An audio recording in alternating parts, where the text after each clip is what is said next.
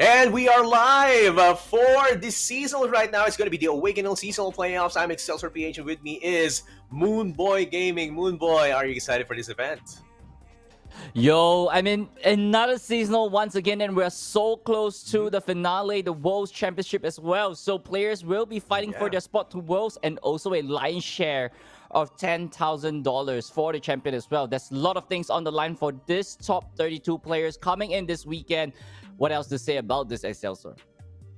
Yeah, we are seeing a lot of familiar faces right here in the list. And this is only going to, we only saw the possible players who can possibly check in for the top 32, but a lot of previous seasonal champions are still hungry, really, really hungry to get that lion's share of the prize. As you said, 10,000 US dollars. That's a lot of moolah right there. And of course, more points for worlds, right? Moonboy, you get a higher position here. You get a lot more points for worlds.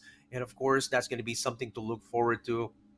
But then again, we from the last expansion, we're going to go to the expansion right now, Moonboy. I'm really, really sad because not a lot of the champions that have been introduced in the last expansion have survived the meta. You know, you know what I'm talking about? They're like, oh, the champions that I'm seeing from the seasonal playoff or the qualifiers I've been watching over at Twitch. They're the usual three decks are there. And what do you think about that? Well, I think, you're speaking of the meta, right? The deck to beat Yeah. today is Fiora Pantheon. And with the latest patch or latest, hero changes, there's lots of movement when it comes to the older champions like Pantheon, Fiora, Swain. Like, these are the three big winners moving forward into this meta. So, I'm and it's definitely for sure that players will be running their composition around this newly buffed champions, and also Nami TF, like this decks are not exactly touched during the last patch as well. So we're expecting to see a lot of this kind of decks, and for sure, right, the deck to beat is Pantheon Fiora and Nami TF or Nami Lee Sin. So what else is there to say? It's all down to how this player is gonna react to such a meta like this, and I'm sure coming into APAC, we're likely to see a lot of creativity coming in from these 32 players. Yes, and of course, these decks that you have mentioned, Fiora Pantheon, having the kind of more than 50% win rate over at this open rounds or the qualifiers. Looking at the lorstats.com, and we are seeing like the most banned of these decks is Lee Sin Nami, right? I mean, imagine the power level of this deck, so much so that it gets really, really targeted because, of course, the win rate is around 55.4%. So imagine that you have that kind of deck that has the highest win rate, it most likely will get banned, right? And the second one with the highest win rate and the highest ban rate would be Action Lee Sin. Man, have you played Action Lee Sin, man? It's like I was playing it like I'm kind of cheating. I feel like I'm the LOR ladder with that kind of deck, and I mean, it shouldn't be legal to play that kind of deck. I mean, no, but yeah, we're gonna be seeing that here in the seasonals, man. What other decks are you looking forward to aside from these usual meta decks, man? Well, I mean, Swain is a big winner coming in off the patch as well, as I said previously. So, there's lots of variation when coming into Swain. There's like Swain TF, where it's all about, hard hitting damages and just taking advantage of Swain ability. Or alternatively, some players might run it with Nora. So, keeping the value engine Nora of the portal going as well. So, I believe, Swain will be something that I am looking out for. I mean, everyone knows Moonboy. Moonboy is not a fan of Lee Sin. And, but I'm a big fan of how Swain actually works out. And with this, control kind of style where, you're constantly destroying units, and with Swain on board, there's so much value, especially with the new Overwhelm keyword onto Swain. Yeah.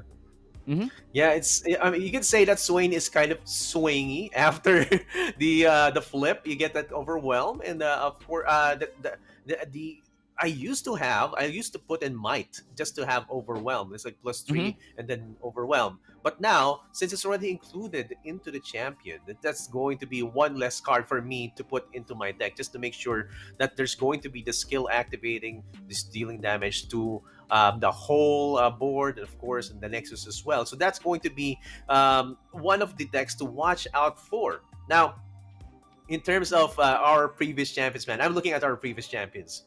Which one are you looking out for, especially with the previous champions that are already included in the playoffs right now?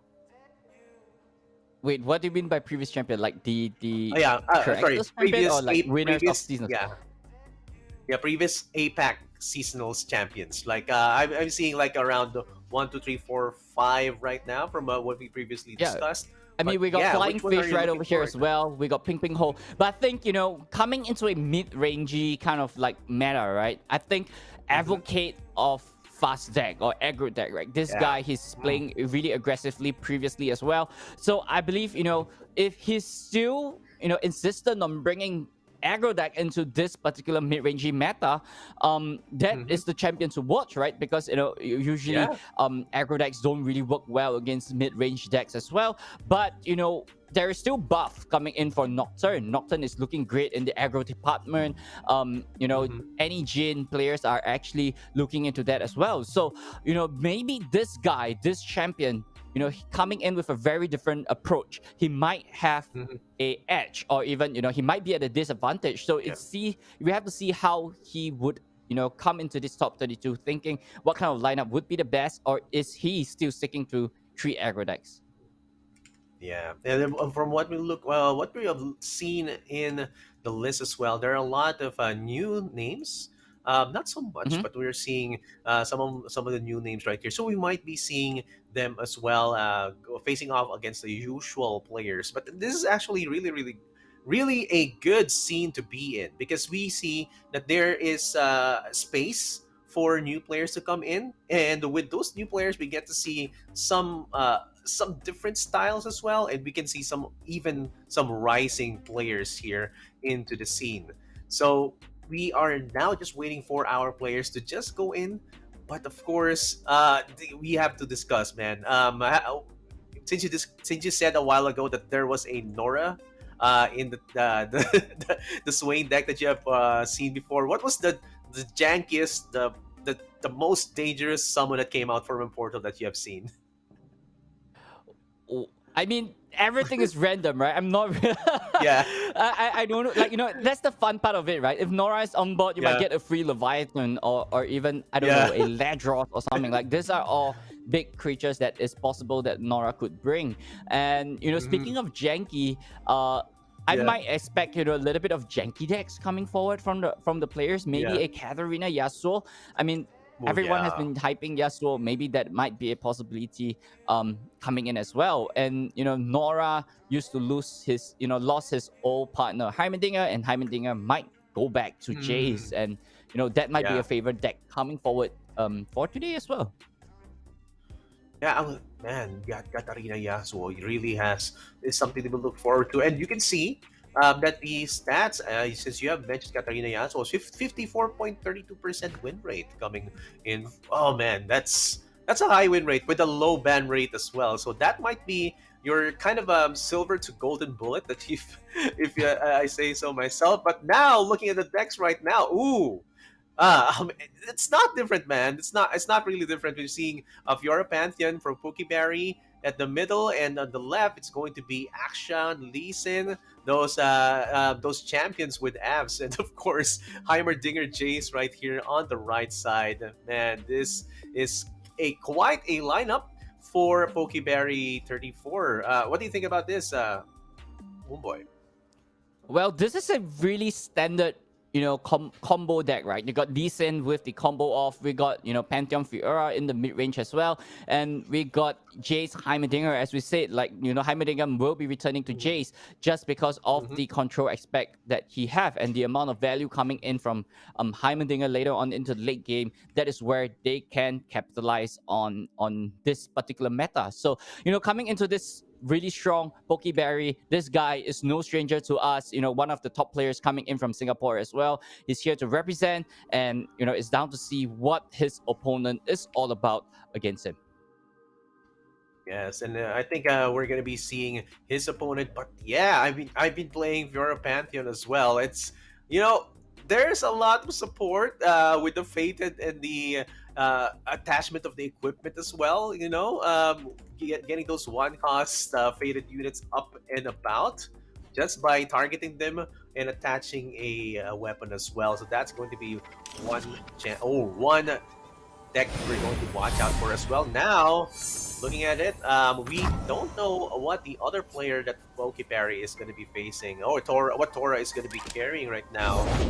And we want to see what he's going to be highlighting as well. But now, looking at it, Pokeyberry, it looks like he's going to be playing a pure Son taught me to never let my guard down. Keeping pace. Yep, likely it's gonna be a Europe Pantheon mirror, right there. I mean, I'm not sure what Torra is actually bringing. Like, we haven't seen his deck lineup and things like that. But, however, Pokeyberry is a little bit on a slow start, right? There's no early units, there's no Fiora in hand. But that Pantheon in hand might be a little bit of a boost that he's looking for. But dropping Pantheon early, that's not where you want to be.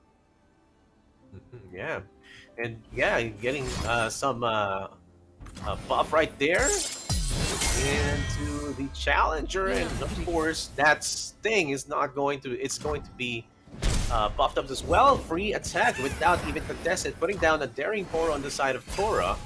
Now we want to see what kind of champions he's going to. Oh, getting to draw out the Fiora on the side of Pokeyberry, of course, with that beach skin as well. I wasn't able to get that beach skin.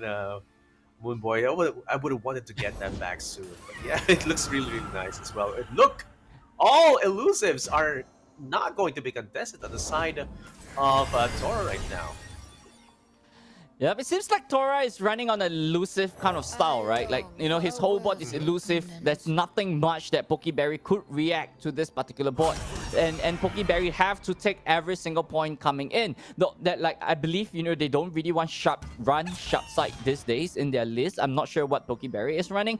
But, the only way that he could deal with his opponent is likely cuts like single combat and concerted strike. If Torra could keep this up, this damage trend moving forward, Pokeyberry might be a little bit of danger. So it's all down to Pokeyberry right here. He has to start removing this elusive unit ASAP. If not, it's going to be too late for him. Yeah, and no answers right now coming in from Pokeyberry. Pokeyberry going in a goat.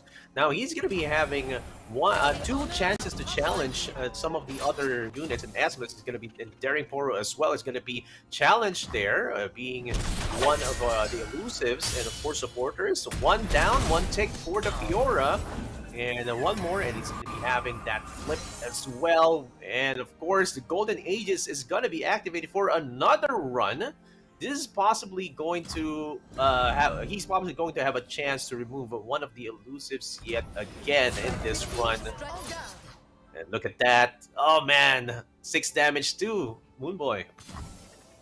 Wow, I mean, this is a great counterplay coming in from Pokeyberry, right? Limiting his elusive unit as much as possible. And this way, there's nothing much that Torra is left to, follow up his aggression. There we have it, ladies and gentlemen, as Fiora levels up right here. Torra is in a bad position. But however, Pokeyberry is sitting at 9 HP on the Nexus with Get Excited in Torra's hand. And I believe, if Torra could keep this going, put down the Daring Poro onto the ground as well, onto the board as well. There's one more flight moving forward. Pokeyberry might be the one on the back foot in this matchup. As a little bit of update as well. Torra is playing the Yuumi and Zoe, so it seems like it's all about buffing this this elusive unit. Yeah, and this is going to be something to just keep on pushing in the damage. I think he's going to be summoning at least 2 Daring Poros to just get it near the damage position or the lethal position, because that's going to be 5 and it's going to be 7 damage, including the 2 Daring Poros plus the Get Excited, just to maybe get it cleared. But on the side of Pokeyberry, he still has some answers with the Concerted Strike right there to just remove at least one and possibly survive on to the next round to get things going back into his favor. So let's see if there's going to be Daring Poro, but no, it's going to be the Lodestone. Okay, that's going to be +6 instead of summoning the 2 Daring Poros, and that's going to be exactly lethal if those elusives are not going to be contested by anything on the side of Pokeyberry. Yep, I actually love how Torra approached this particular move, right? Not expanding the Bastion and allowing a counterplay for a concerted strike or a single combat later on when Pokeyberry wants to defend himself. So Torra is looking good. He have lethal in hand. This is a perfect 6 damage going in, and it's down to Pokeyberry. How could he defend himself against Torra? The only way that he could turn this around is like to get himself a guiding touch and heal himself up and just avoid lethal. But it seems like right here Torra already got this match in his hands. Yeah, look at that. And that's a good point. And indeed, Moonboy like a with the Bastion. We get the spell shield as well. There you go. He's looking at it, and it's going to be on the favor of Torra. He's going to be watching out for any answers right now. And look at that. There's going to be a Bastion already put on the side of Torra. That's going to be 5, 3, 8 plus 3, 11. So close, man, and that's going to be a strong start for Torra winning that first match against Pokeyberry. Elusives, man, I wasn't even expecting. No champions were out, even no Zoe, no Yumi, and Elusives is the name of that game without any answers, man. I mean, no one from the board of Torra actually showed up because they're all elusive. Yeah, I mean it's all about speed, and Torra literally took the helm and just drove the engine straight right to Pokeyberry. There's nothing much that he could do. He can't control the early game, and that's where he took advantage of the matchup. And there we have, ladies and gentlemen, as we move on to game number 2, with Pokeyberry switching over to Akshan Lee Sin against Sora. With, I believe it's going to be an Akshan Lee Sin mirror moving forward. Yeah. Or even a Shiver. Sorry, it's an Akshan Shiver. Is it an action saver? Okay. It can be an action saver, or is it an action lease? And I was thinking it might be a mirror.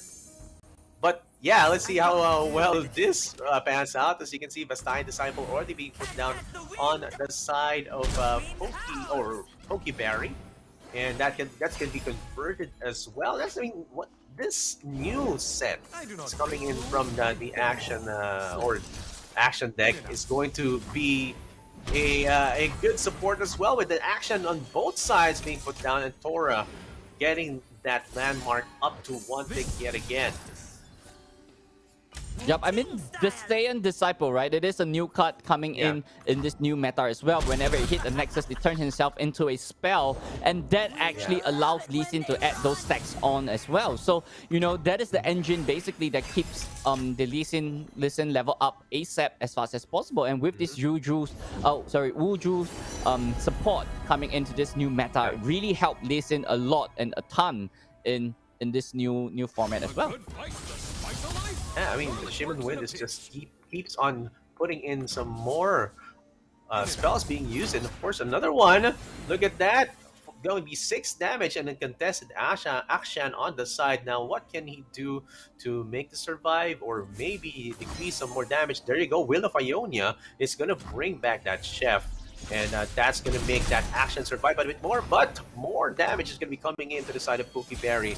Now on his side, he's just going to keep on summoning Shimon Wind, or even maybe do an open attack. Wow, this is kind of ballsy move for Pokeyberry. He wants Torra to answer this, and now he uses the Quicksand. Oh, look at that. Man, Quicksand just destroys action right now with the straight. Yep, I mean, Torra is just looking good in this matchup, right? I mean, Torra, he got everything under control. He got the aggressiveness going on. He gets to control Pokeyberry's Akshan. As long as Torra levels up his Akshan faster than Pokeyberry, he have an additional edge or advantage against Pokeyberry. And, Pokeyberry just dropped down the Lee Sin right there. There's no mana open. There's no protection ready. And, Torra might be ready to just go ahead and just try to close off the game as fast as possible. He's just playing it so aggressively in the first round, and I'm loving what he's doing. Yeah, I'm loving it what Torra is doing right now. Even flipping that action, bringing it into another landmark force, and that's going to be the first champion flip, and even drawing out the Absolver, summoning in the Waking Sands. There you go, and he has an effective overwhelm for which of these guys that he might even actually try to use it. Also, using another Sandstone Charger, that's gonna be 5, 10, 16, 20 damage, and he can put actually one of the Absolvers to buff them up and even deal overwhelm damage. Yep, and right here, I believe Torra is just looking good and comfortable to just close this match here. And then with 4 mana open, Absolver is open, Golden Aegis is open as well. Even though Pokeyberry is, he have mana to do some Ionian shenanigans, that's not too much for him to defend himself against this rain of damage coming in from Torra. Yeah, that's going to be a rain of damage yet indeed, but there's still no umbrella coming in from Pokeyberry. And you said a good point right there. If you can actually use one of the Golden Aegis right there, but of course, if you want to deal more and more damage, especially might be if you do try to target that Lee Sin is going to put in a barrier, so that's probably not one good target right there. And there you go, also flips his own action. There you go, and brings it up to 3-4. Thereby, it's not going to be... I think the Absolver is going to be the best use for here, for this reason, or for this situation, wherein you can try to remove the action on the right side of the board, or even just, just deal more damage. And there you go, Absolver going into the left side, one of the Sandstone Chargers. Oh! He goes in and deals more damage. And that's going to be lethal. Oh, man. Yep. So, ladies and gentlemen, there we have Torra representing the Philippines taking home the win 2-0 against Pokeyberry with a swift and decisive round. And that's just pure aggressiveness coming in. And this is how we are going to start this seasonals, ladies and gentlemen. And welcome to APAC. Oh, man. This is going to be a very, very nice match, man. 2-0 straight.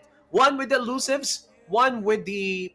I don't know, it could have been a mirror match right there, but the whole lineup right there, man, it's actually good for Torra for watching out and even saving up the mana for a possible lethal.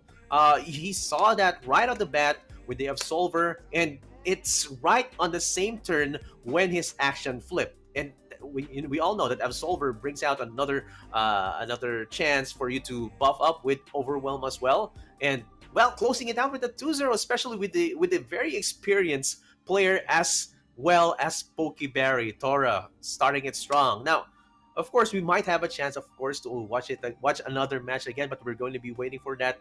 But yeah, aside from the last match, man, what were the strengths of Torra against Pokeyberry during that match? Aside from the like what we saw a while ago, like flipping and even using the Absolver, what other like good plays have you seen?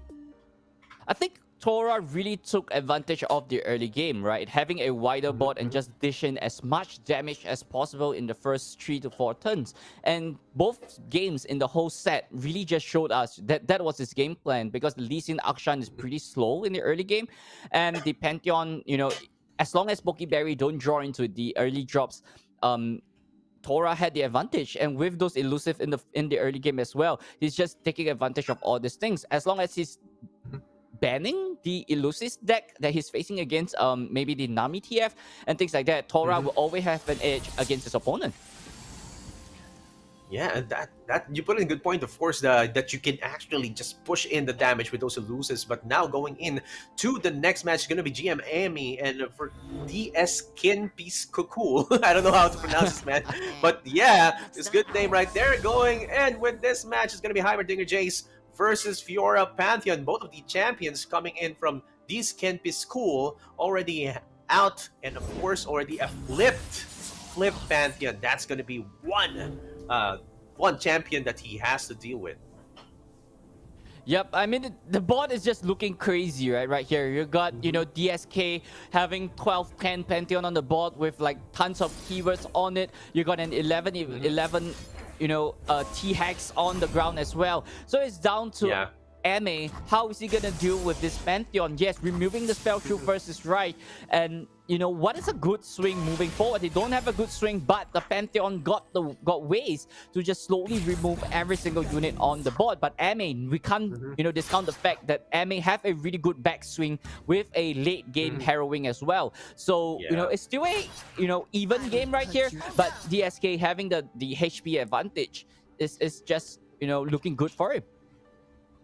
Yeah, it's indeed looking good for him. And look at that look at those favorable traits, man. And of course, that's going to be a lot of damage coming in. And looking at the hand of Deeskin Biscool, he won't have an answer for the possible hiring that's going to be looking on the next turn if he's gonna be surviving this. So yeah, I want to see what else he can do. Oh, it's still harrowing. Okay, that's overwhelmed, and that's going to be lethal because of that lineup that these Kid Pisco already did with, especially with the Pantheon. Oh man, that's going to be game one.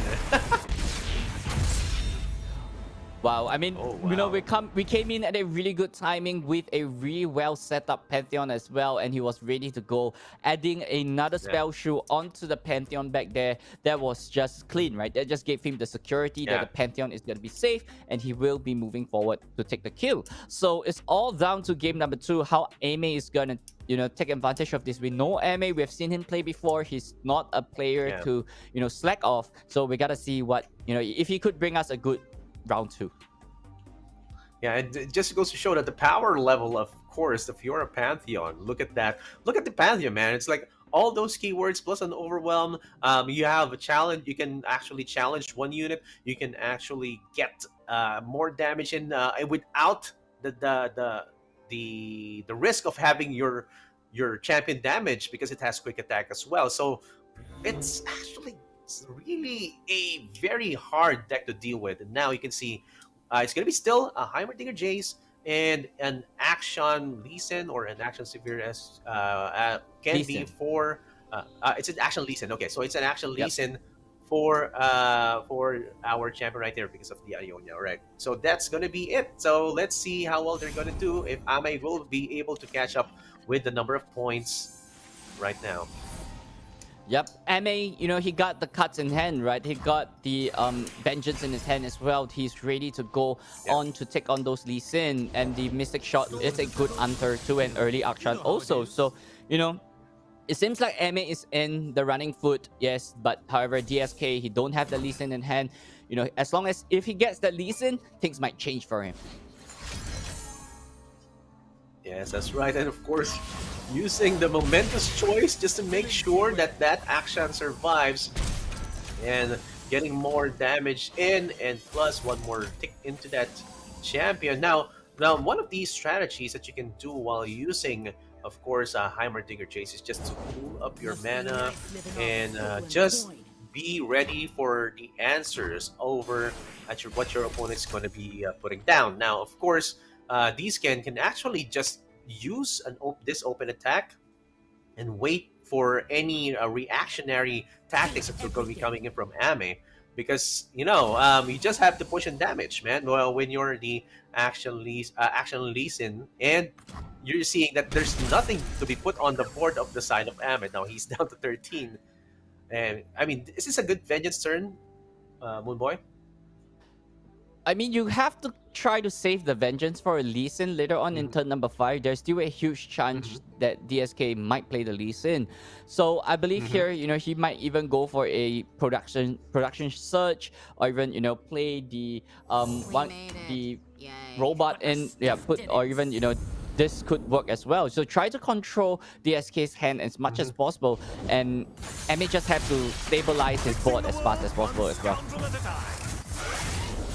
Yeah, and with that as well, you can see the Darkened Blood letters already being used on the side of D-Skin. And the Darkened Blood letters is, you get to put that equipment. And if the bearer is not a Darkened Troll, you can actually summon a Darkened Troll as well. And look at that, the Relic of Power. And there you go, Vicaran Vagabond already being summoned for another landmark. And that Leeson, man, it's already on the side of the board of D-Skin Physical. So, and also look at that, man. even an answer, a deny for any possible removal, big board removals. He asks the answers right now. Force is meaningless without skill. Yep, I think DSK got this settled. Like he got the control running. He got the he got what he needs to protect himself later on in the late game as well. Yes, Heimerdinger is down, but he's going up against a Lee Sin, right? Even a Vengeance going over at him. The Deny is definitely going to be coming down as well. But, DSK just have to be a little bit more disciplined to keep the 4 mana open at all time to represent a Deny so that MA have to think twice before he commit into anything. Yeah, he might actually try to use one of those one of those challenges. So there you go, Tonic Wave, just for the challenger. Because if you use one more,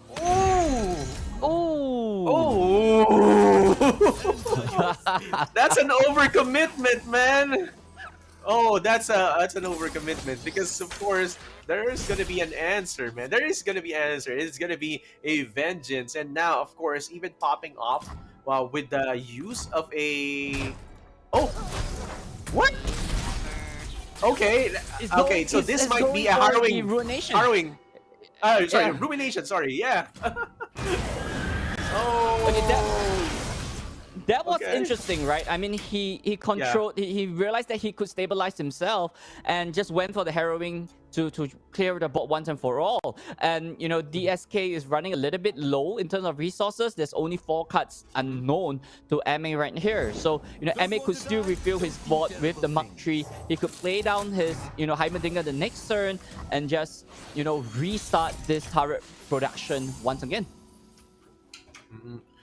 Yeah, I mean, I was actually looking at another line right there wherein he can put down a 6-cost turret right there, but that looked like a good turn for Ame to control the board, and this is actually the aesthetic of this deck, the Heimerdinger Jace deck with the control support as well. And now only having 1/3/1 fearsome turret on this side of the board, and even getting another action. And what was summoned there from the last breath was a Dark Enthrall. And this can actually be, how do you say this? Get +2/+2 if it was equipped. So this is another threat that he has to deal with, that Ame has to deal with down the line. And he's thinking, should I put down another Heimerdinger? Should I open attack? Because only Akshan will be able to possibly defend himself. And this is going to be an open attack. And he waits for the Diskin Piscool to just put down any threats that he might want to put down on the board right now. Life is precious. Yep. So I think this is a good move coming in from DSK, right? This is a really aggressive unit coming down as well. The 7/7 with Overwhelm. That's something that Ame don't really have a good defensive way to deal with. So right here, there's only chances probably to refill his board so that he can be ready for future attacks as well. Aloof Travel right here looking good, right? Just discarding 1 card away. If it's a Lee Sin, then you're gaining advantage of that as well. So MA is playing a little bit more defensively or even proactively. So it's all down to DSK. How is he gonna react to this? And with the Lee Sin coming down, I believe this is a no-brainer. Vengeance going straight right to the Lee Sin. Yes, like the Lee Sin is going to be one of the very, very lucrative targets right there. And man, this is still looking like it's going to be on the side of DSK. If you see like Ame being a bit too conservative in terms of the removal tools that he has right now. Oh man, I wonder how many ticks that Lee Sin already has. It looks like around 2 more ticks or 1 more tick before it gets flipped, right, Moon Boy? He's pretty close to flipping right here, but I believe MA could not afford to have a Lee Sin on board, right? Having that 7/7 is already scary enough. He got, like, DSK is already representing lethal with a vulnerable Mach 3 on board. So, he got to play a little bit more careful, and how should he go about the 7/7 because it's dangerous.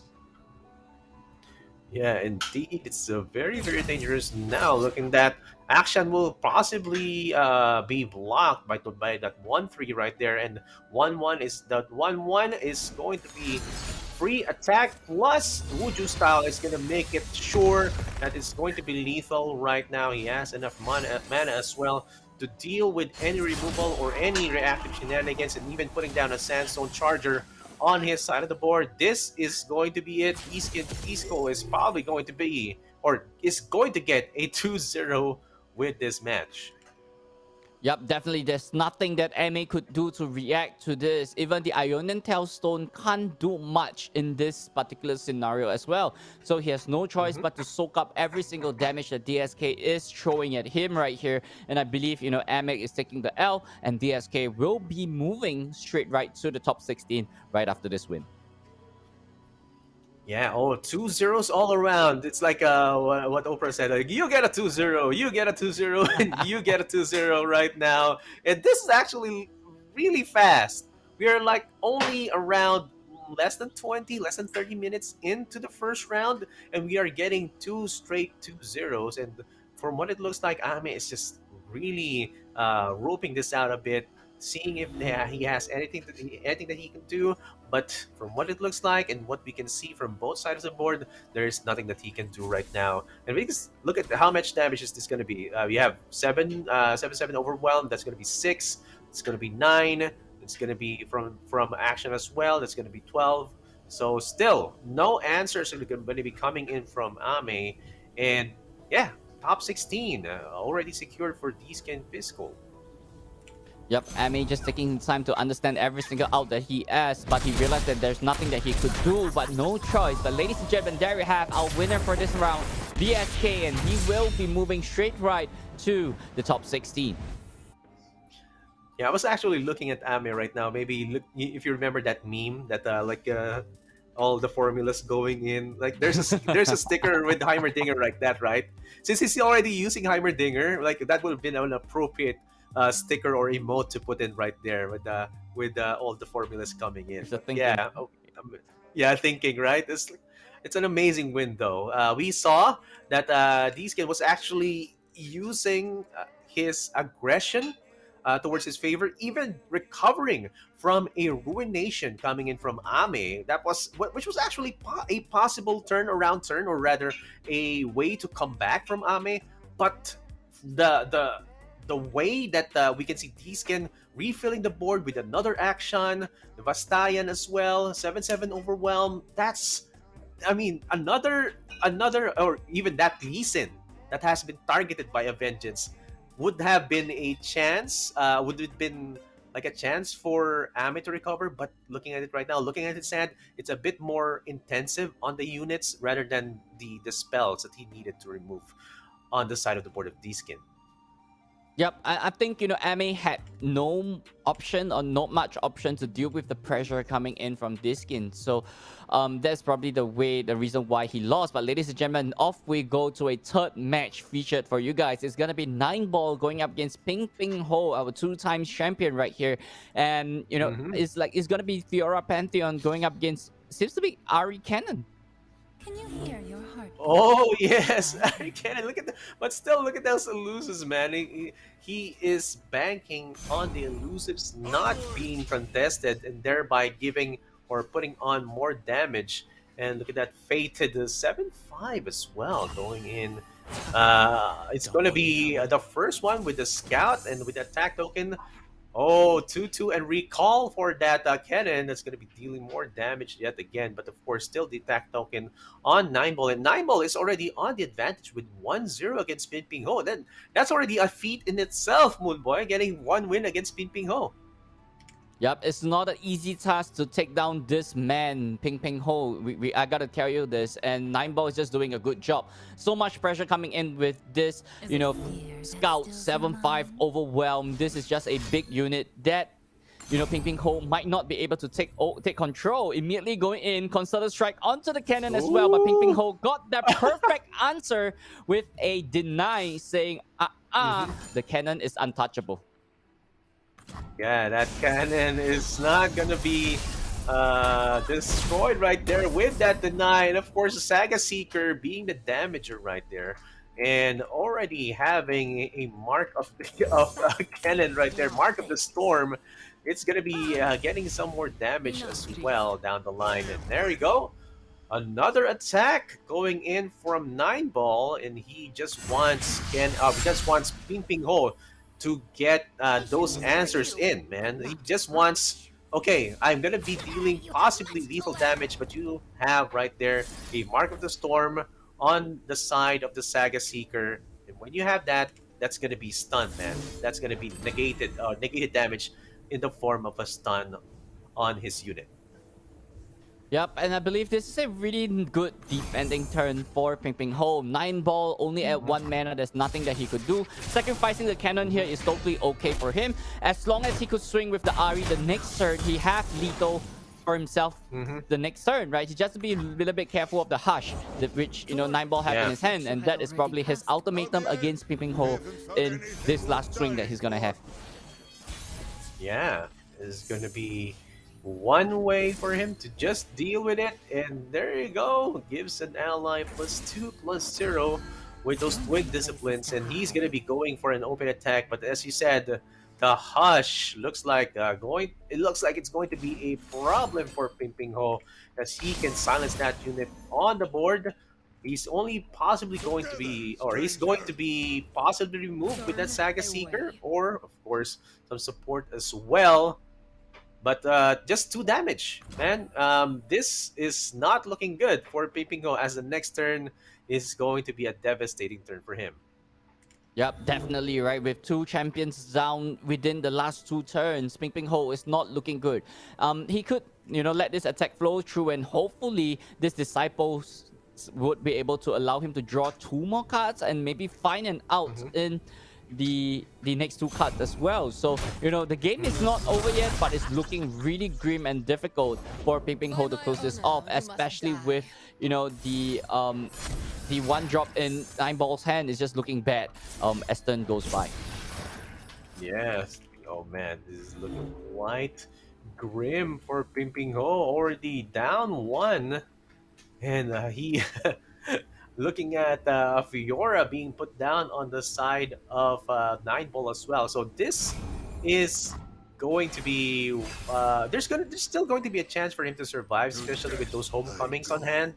He can return any of those units as well. But this scouted Saga Seeker, there you go, homecoming, putting back that elusive and that Saga Seeker into the hand. Now that's going to be back to its base stats once it comes down, right? So wow, this is going to be a kind of a reset, but still on the side of Pingpingho, you have a chance to put down some other units, and he's trying to get some more. Okay, draws out a goat, and there's still going to be an attack token on 9-ball's side, so the pressure is still going to be on. Yep, and the weapon is not destroyed yet, right? So 9-ball is still actively on the offense. So it's still looking great for 9-ball. Pingpingho, not much option. The only play is likely gonna be a defensive homecoming this turn, and I'm not sure how Pingpingho could turn this around. He needs a good top draw. He needs an Ari off the top so that he could close off the game once and for all. All right, so this is going to be a reactive turn still. Okay, putting in the attack token, or passing in a turn for Pingpingho, and another Saga Seeker is going to be developed, and there you go, another elusive is going to be put down. Oh man, look at this. He's still building up the board just to make sure that he gets more damage in. He gets, even if he gets like even if one of the other units are contested, he's still going to deal damage, or enough damage for lethal right here, Moonboy. Yep, I mean, it's looking great for Pingpingho, for 9-ball, right? With 2 Darkin Lordstone that actually triggered Fated twice. And, it's going to support one another. And the support train is going to run with only 3 HP left for Pingpingho. It's not looking great. With Fiora, he could, manipulate his challenge, his attack sequence as well. So it seems like right here, 9-ball already got this in the bag. And with only blocking 2 units, and with the homecoming, he's taking 2 damage this turn. Yes, he survived, 2 damage, yeah. but he's still at 1, and it's not looking great for Pingpingho.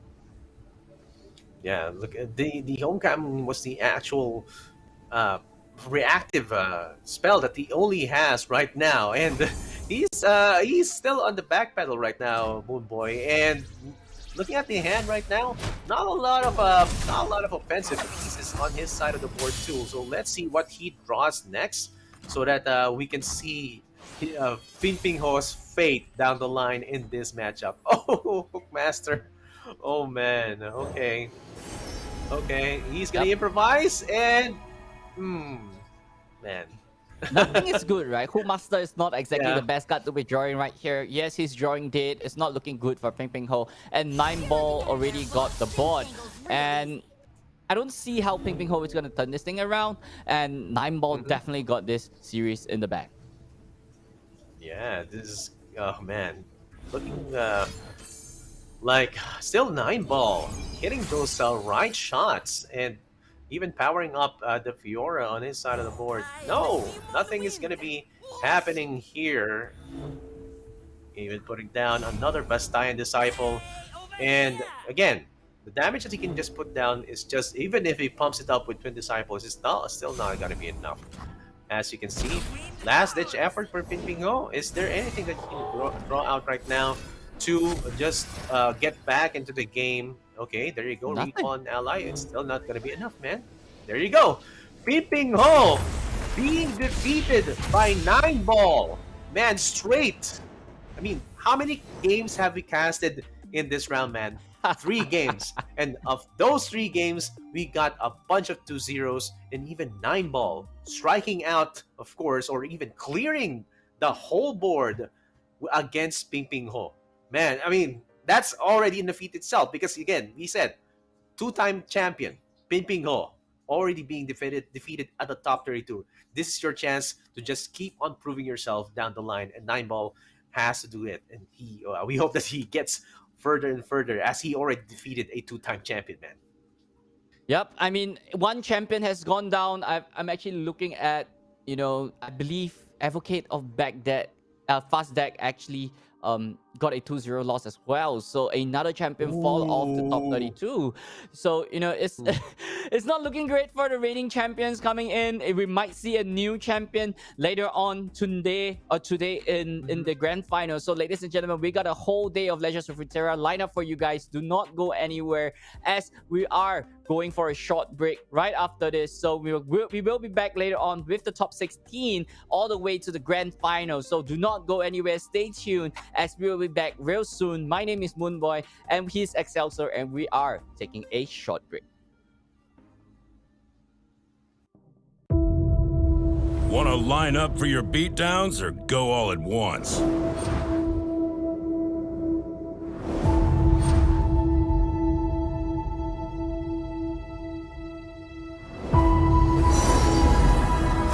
Think you could fish up something to eat after this battle? Catch and release only! Do you kill everyone you beat?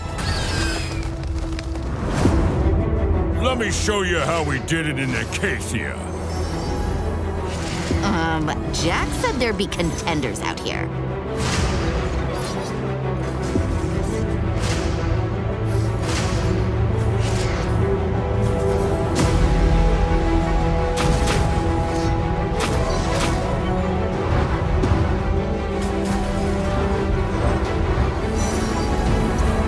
Just me, or did he get a lot scarier in here? Huh? No, Jax. I'm on your side. Don't worry. Glad there's a chef on the team now. What's for dinner?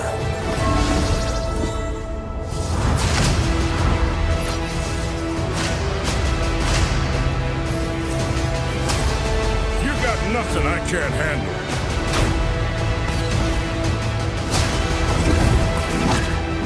1,000 years of battle and I'm just warming up!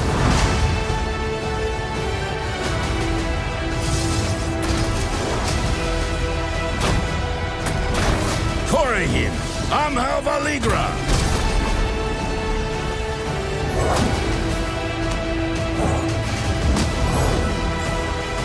Keep it moving, team!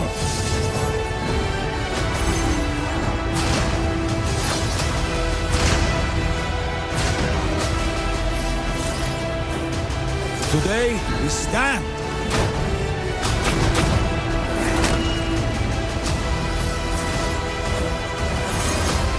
Need a weapon?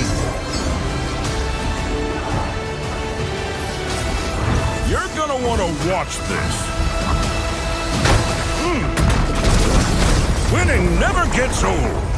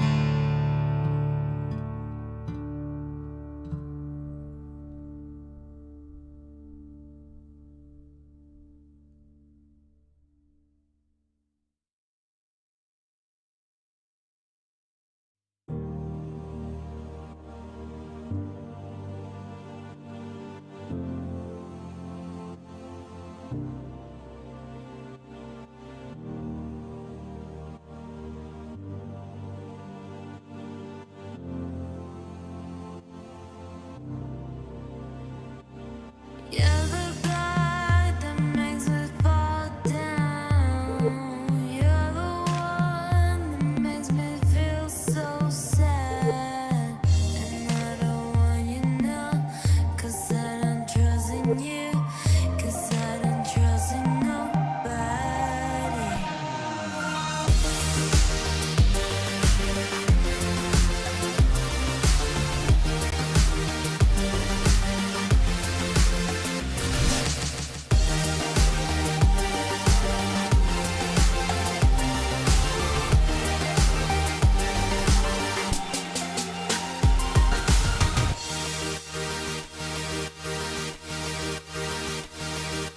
You're the guy that makes me fall down.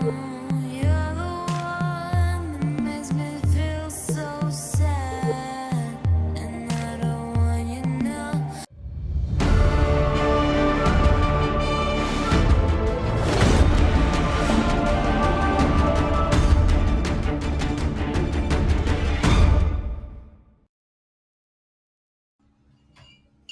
Ladies and gentlemen, boys and girls, welcome back to yet another seasonals. I'm frozen. Yeah, I think you're. Yeah, okay, I'm back. You're Yes, welcome fluctuating a back bit. to yet Yeah, okay, another there you go. seasonals. You know, it's gonna be Awakening seasonal tournament right here, and we're moving straight right to the top 16. My name is Moonboy. I'm joined by Excelsior PH. How are you doing, and what are you expecting in the top 16? You know, I'm expecting the same, man. Thank you for the intro as well, and we're expecting the same decks that we're going to be carrying here for the top 16. Aside from the first one that deviated from the norm was Torra a while ago, and now I think looking at the players who got into the top 16. Some of the champions already stepped down here at the top 16, and this is gonna be quite a show as well. Look at the stories are the like the newbies, or rather like the previous non-champions are uh, like have like put them down on their place, or rather put them down out of the tournament, and they're trying to build their way up. They're trying to climb the peak with one very very crucial player down. And that's this is going to be some hell of a show. Is what we're not really sure which ones of these players are going to go up to the peak today here in the Awakening playoffs, Moon Boy. Yep, definitely. We've seen, Pingpingho went down. We see Advocate of Fast Deck going down as well in the top 32 rounds. And I think, let me just, emphasize the top 16 players that are still on the run for the championship right here. And it's gonna be, oh yeah, the bracket is up. There So you it's go. gonna be Flying Yeah. Fish going up against DSK. Flying Fish, our reigning, our previous champion as well. We got Ochoko going up against Nineball. Koa going against Pisokaru, who actually won OPM Garu in the top 32 round as well. Right, we got Shun going up against Sea Hitter. We got JO1. With this guy, ever since moving into APAC, he has not gotten a championship or even a top finish, and he's here in the top 16 as well, going up against Sora Hara. We got END Florine going up against Torra. These two guys are just known names in the SEA region. Aurora going up against Crossbone, and EV, a representative from Korea, going against Revenox as well. So this is going to be an interesting top 16, as we will be featuring JO1 going against Sora, Haru, and JO1. This guy, man, the scene, as long as you play LR, JO1 is definitely one of your top players in APAC.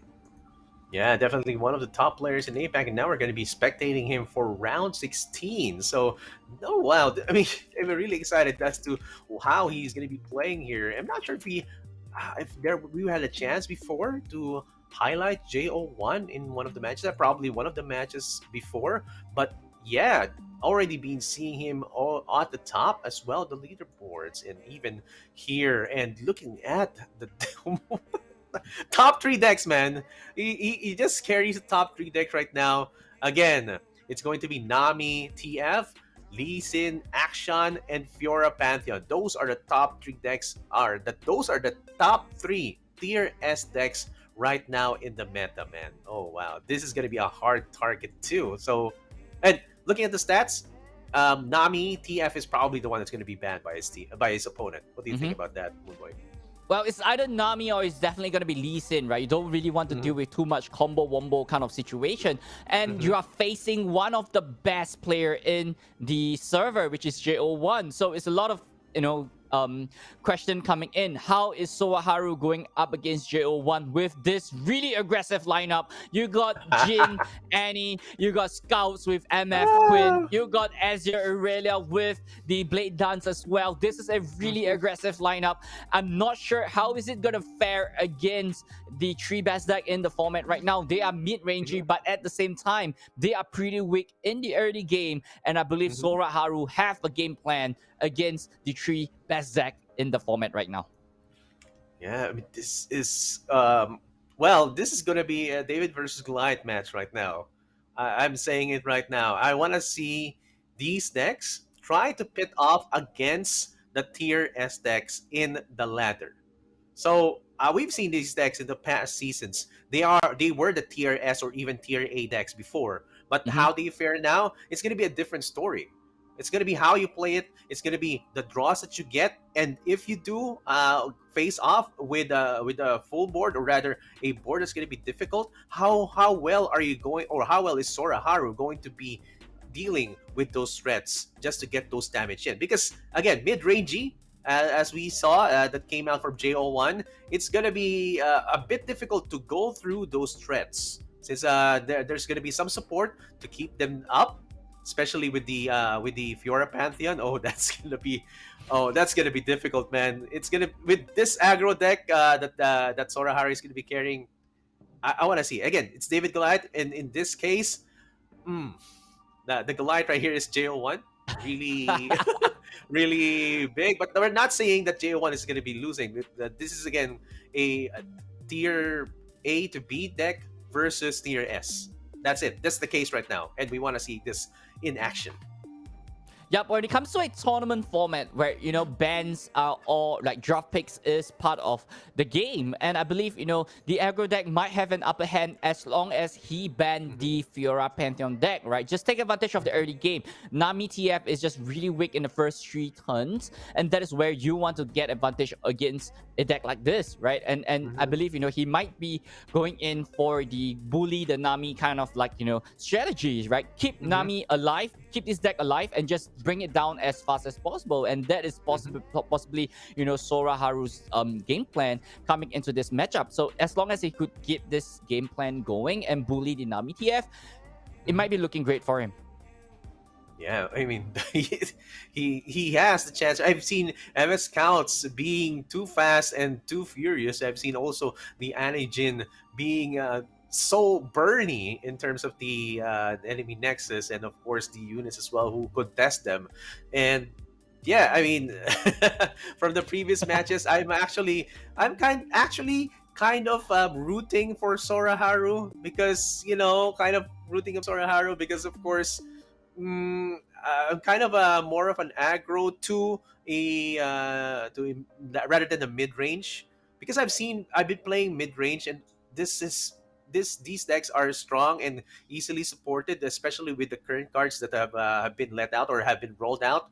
There are a lot of cards to keep on supporting the units, to keep on making them survive, to keep on pumping them up. And of course, weapons as well have also helped. And in the combined weapons plus fated, and that's going to be an explosive combination, right? So I mean, I'm still thinking how this is going to happen. And if Sora Haru does get to go out again, or get up against JO1, or move up to the top 8, he still has to keep on doing it, because most of the other decks are still going to be those tier S decks. And now it's gonna be MF Scouts versus Akshan Lee Sin. Oh man, let's go, Moon Boy, let's go. Yep, so ladies and gentlemen, off we go. This is our top 16 round right here, with Sora Haru going up against one of the best player in the region, JO1. It's not going to be an easy task for Sora Haru to overcome this, but JO1 though already got the early game ready, and Sora Haru got the MF in his hand. Things are looking great for both players right here in terms of early game hand situation and bot state as well. So it's all down to it's down to battle of wits, right? How these two players is gonna outmaneuver and outplay each other in the top 16.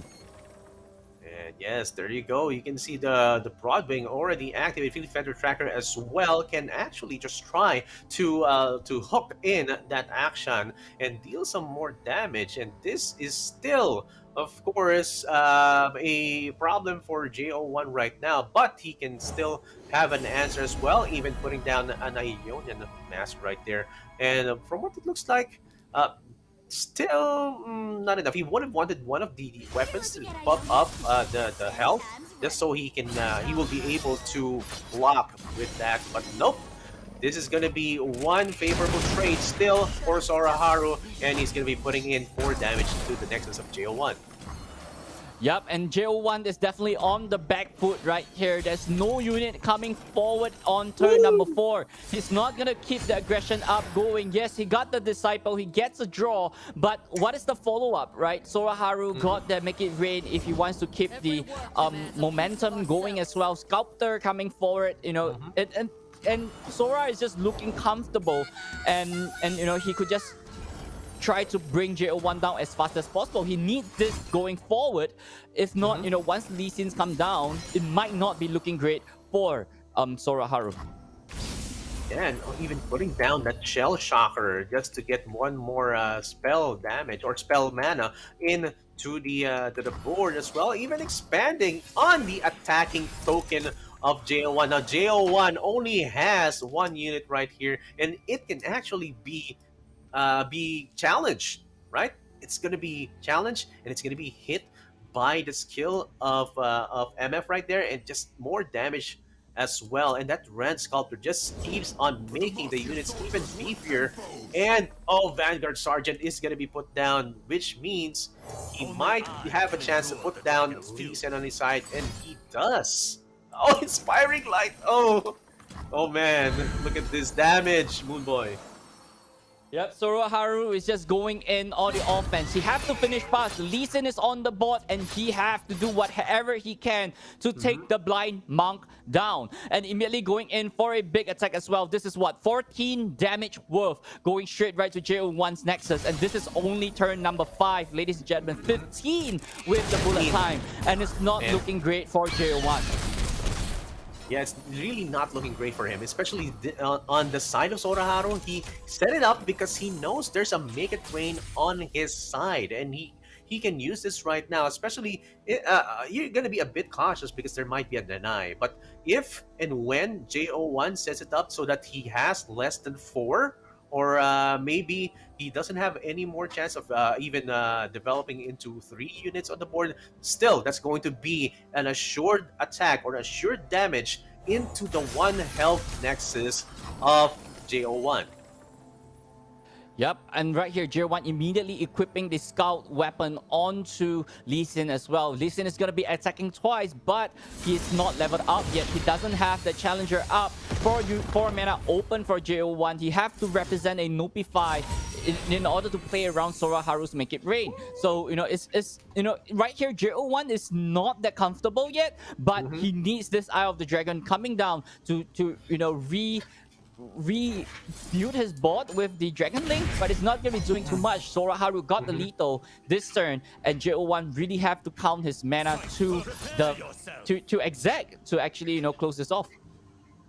That's right, that's right. And actually, this is a chance for Sora Haru to just keep on, or to just bite the bullet and just try to use the Make It Rain, and which he does right now. Is there any chance for him to answer this from what I'm looking at right now? No. This is going to be the first win for Sora Haru with the MF Scouts. Oh man, look at that. And as we were saying, Tier S decks needs a Tier A or Tier B deck right there. And he gets that win. MF Scouts, 1 win for Sora Haru against JO1. And JO1, look at his hand, man. That hand is so underwhelming. It's like a lot of answers, a lot of support for units, but no units in sight except for that Lee Sin, that Vastaya Disciple, and of course the Eye of the Dragon that just appeared after getting that draw. So, well, only 1 deck left for Sora Haru, and the only one is Azerelia. Okay, it's gonna be fast. Yep, it's all about speed for Sora Haru. Scouts, we have seen this deck in every single seasonals or every single tournament that we have seen.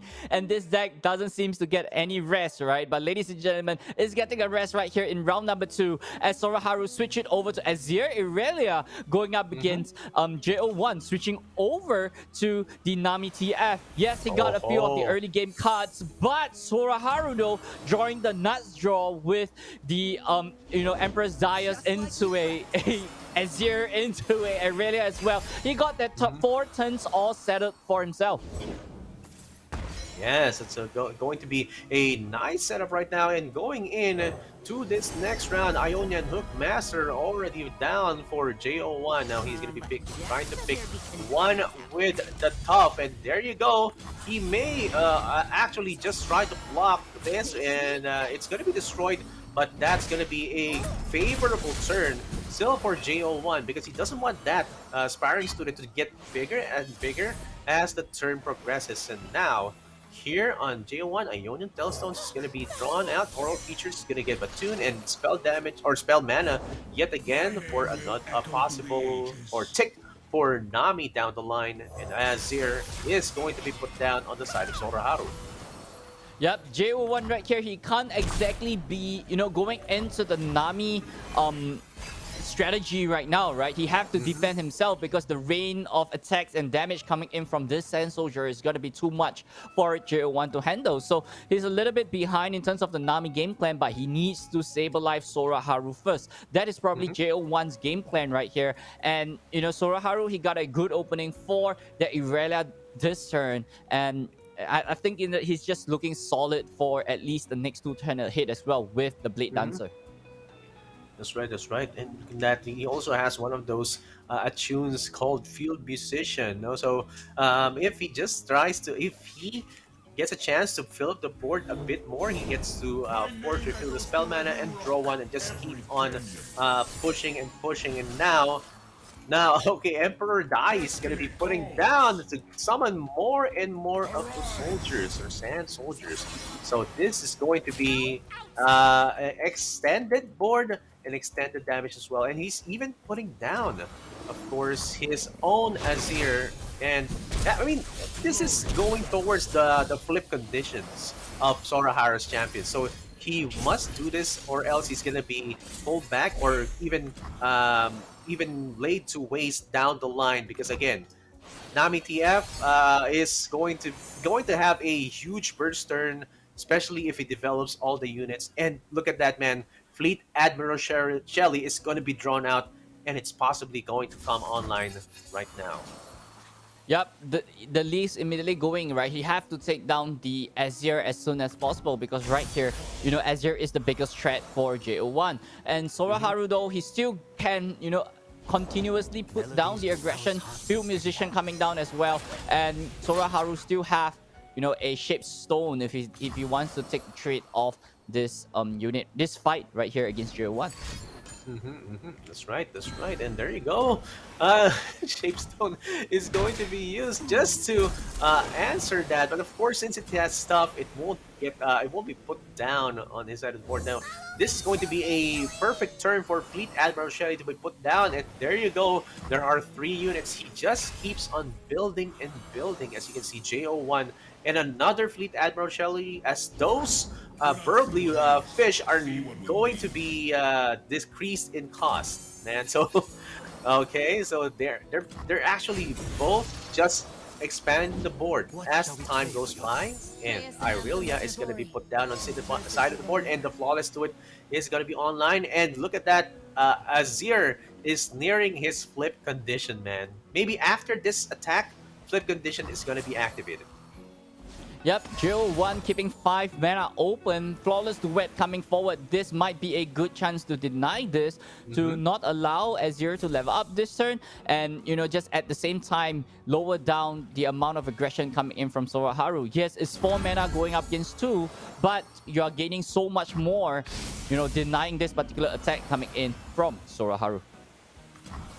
right, and that's going to be one down now. He has to make sure that he gets one more attack, and that Field Musician is going to activate and get some more mana in. But it's not going to be enough because there are no more usable cards on the side of Sora Haru right now. So on the next turn, it's possible that there is going to be a lot of damage is going to be coming in from JO1, especially he has a possible discounted purple fish that can be put down with the 0 cost. He just needs to free up two more how do you say this, board space for his summons to get to go down. And there you go, he passes. Sora Haru passes. This is going to be an attacking turn and so much damage, or rather, I'm expecting these units to be buffed up by Fleet Admiral Shelley. Yep, I mean, as long as Sora Haru is not pushing damage, is not putting in aggression, he is losing by the turn. And JO1 immediately plays another Fleet Admiral Shelley as well. He got that heavy metal in his hand, and he could potentially, remove the Aurelia if it's not leveled up within this turn. There you go, and that's going to be a level up for the Azir, and imagine attacking on the turn that your opponent is supposed to be attacking. This has been one of the pet peeves of our players who have been facing Azirelia on the past seasons, and now it's happening right now here at the seasonal playoffs, and of course, still at the back battle, and it's still on the defending position. While on the attacking position, it's going to be JO1. He needs to free up more space for that purple fish to just get more to be put down, and the elusive damage or the elusive units are going to be uncontested. Yep, heavy metal immediately going into the Aurelia so that she can't do any more shenanigans. But Sora Haru, though, Defiant Dance, that's definitely the play right here onto one of the Emerald Shelley. And consistently, pushing this damage. If you are going to block, you're getting less and less creature or units to actually, have a counter play on your attack base right here. Oh man, another one. Look at that. This is the second attack that's going to be happening on Sora Haru's defensive turn. He doesn't even have the attack token. Now he's getting and just pushing in the damage. Now that's going to decrease the amount of units on the side of JO1. But let's not take out the fact that, look at those purple fishes. They are discounted, man. And there are two of them. Plus, there are still a lot of spells that can be used on the side of JO1 to just activate that Fleet Admiral Shelley and get +1/+1 all over. You get +1, you get a +1, and a Daring Follow! Oh my gosh, look at that! Another elusive. Oh, look at that damage. That's gonna be uncontested, man. Everyone gets elusives. Wow, I mean, JO1 got the nuts right there, right? Having that Daring Poro, double ghosts, and just stacked everything well together with the Fleet Emerald Shelley. That was all well calculated right there from JO1. And bringing this series to 1:1 is such a close series right here. And it's down to, Sora Haru. How is he going to close off JO1? Because JO1 is just bringing 3 good decks. And what you going to do about it? Yeah, I mean, we were looking at it. Sora Haru just just saying, okay, I'm gonna disrespect your attack turn by doing my attack on your attack turn. But look at that, JO1 just came in and showed him who's dominating during that run. Who's dominating? Who really has the attack token, the genuine attack token, especially taking him out with the elusives. And now, look at this, still Azirelia, and from what it looks like, it's still going to be Akshan Lee Sin. Now, this is going to be dangerous if Sora Haru is going to be a bit slow in terms of developing the board and even putting on the attack. But JO1, Moonboy, look at that. JO1 has some more units. He has more units now. It's looking quite a bit better as opposed to the previous turns. Yep, it's not just more units, but he top decked into Azir the previous turn as well. He got the first 4 turns all lined up for him, and JO1 only could get into the defense position on turn number 3 with the Vanguard, and he's still taking in 4 damage this turn in turn number 3. This is not the position that he wants to be. He needs to stabilize the bot fast, and the Way of Ionia in his hand is likely the key to slow Sora Haru down. Yeah, there's gonna be another Bekaran Vagabond gonna be put down. He really wants to put down most of those units, but another one, another attack coming from Sora Haru right now. This is what is the whole aesthetic of the Azrael deck is all about. You just keep on putting in chip damage with your soldiers as well, just getting one more damage in, especially if it hits the Nexus, and you just keep on pushing and pushing and pushing the damage. Now on the fourth turn, he might even put down a field musician to get more mana in, so that he gets to have more mana to do with, and more mana for the spell shenanigans. And now Bekaran Vagabond is going to be attacking, even though there might be a favorable threat. But this is what JO1 has to do. You can actually, just keep on chipping damage, so that when it comes to Lee Sin to do his turn, he's gonna put it down to lethal. Yep, and another Ribbon Dancer coming in and immediately leveling up Azir with this attack. 2 attack going straight right to Sora Haru in a defensive turn. This Zac is not to be messing around with. The amount of aggression moving forward, JO1 is just feeling the pressure as turn goes by. Is taking damage that dangerous, right? Is taking more and more damage as turn goes by. And it's not even level 5 yet. Lee Sin is not even safe to be coming down this turn. Yeah, and the next turn, again, this is going to be the attack token on Sora Haru's side. Now he can actually do an open attack if he wants to, or he can put down a field musician just so that he has more damage. And look at that sparring student. That's going to be dangerous, man. Sparring student is going to get so big as time goes by, or as the summons goes by during this turn. This is looking quite well still for Sora Haru, but let's not take out JO1 yet, as he still has some units on board. He still has a lot of answers on board, especially with the Will of Ionia and the Deny on hand, and even the Notify right there. So man, he has all the answers. He just needs to keep them on toe, or he just needs to keep Sora Haru guessing what else he can do during this turn. Yep, definitely, right? But Wheel of Ionia immediately going straight right to the Azir. It is a it's a no-brainer coming in from JO1, right? He stepped out from any counter spells, and Azir is the biggest threat on the board right there. Yes, you got the musicians coming in as well, but there's not much synergy going because you are missing an Azir.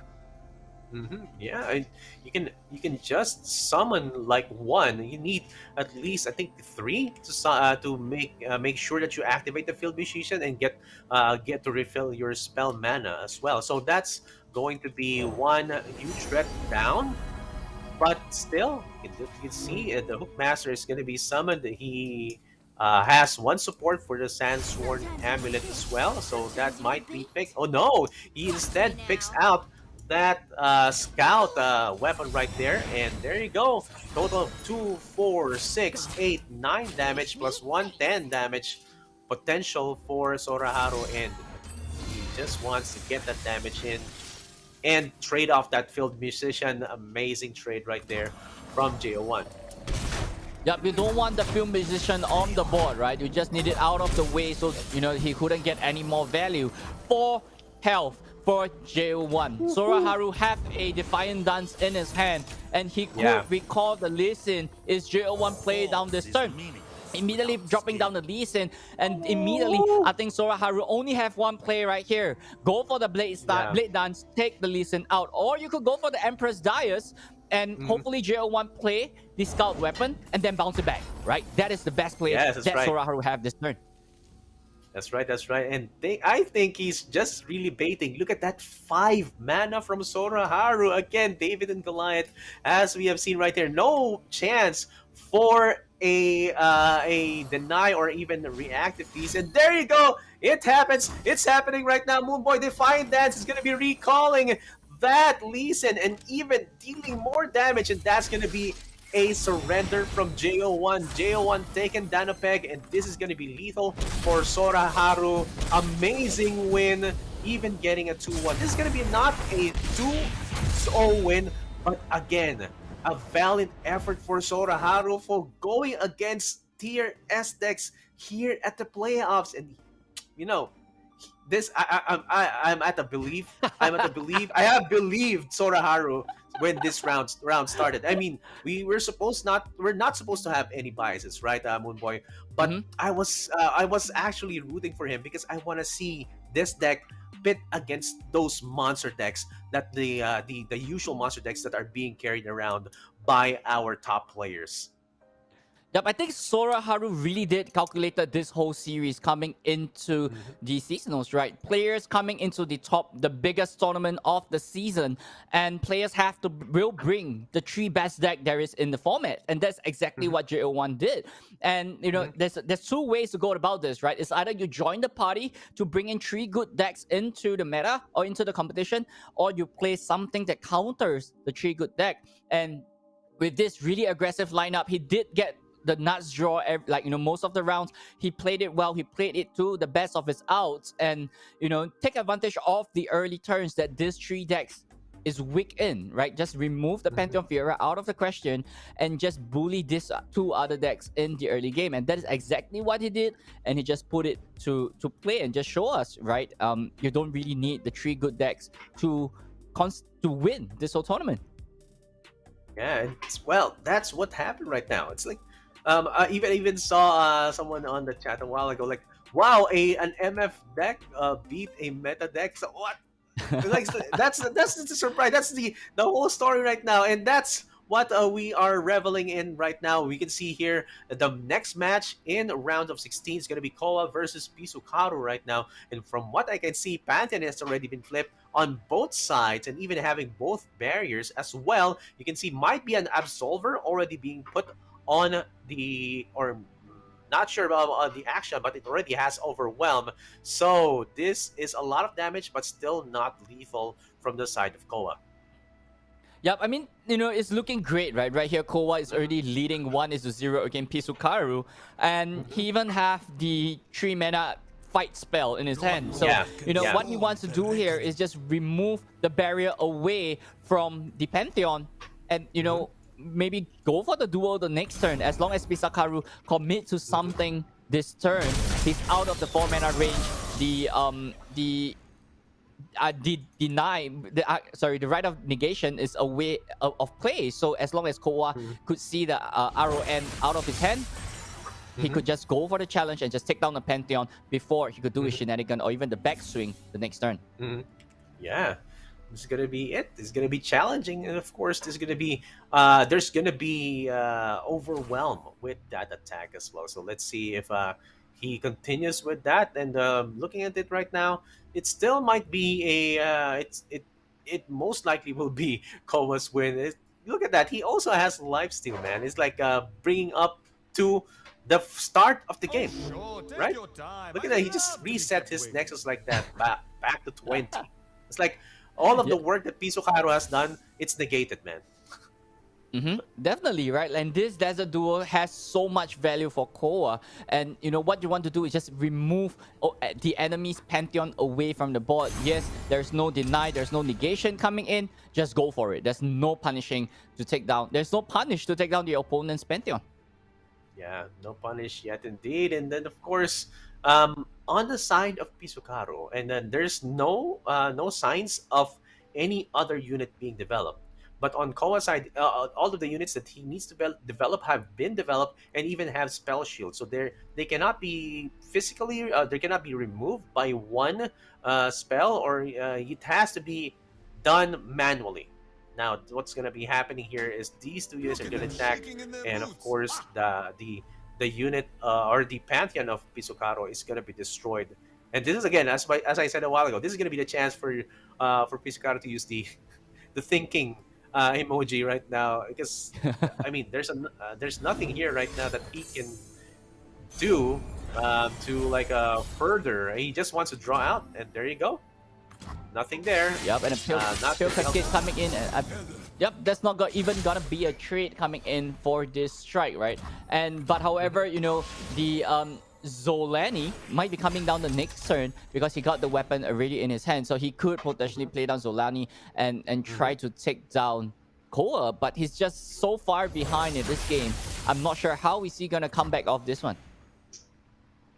Yeah, look at that. It's a weapon right there. And, oh, tag token has been passed.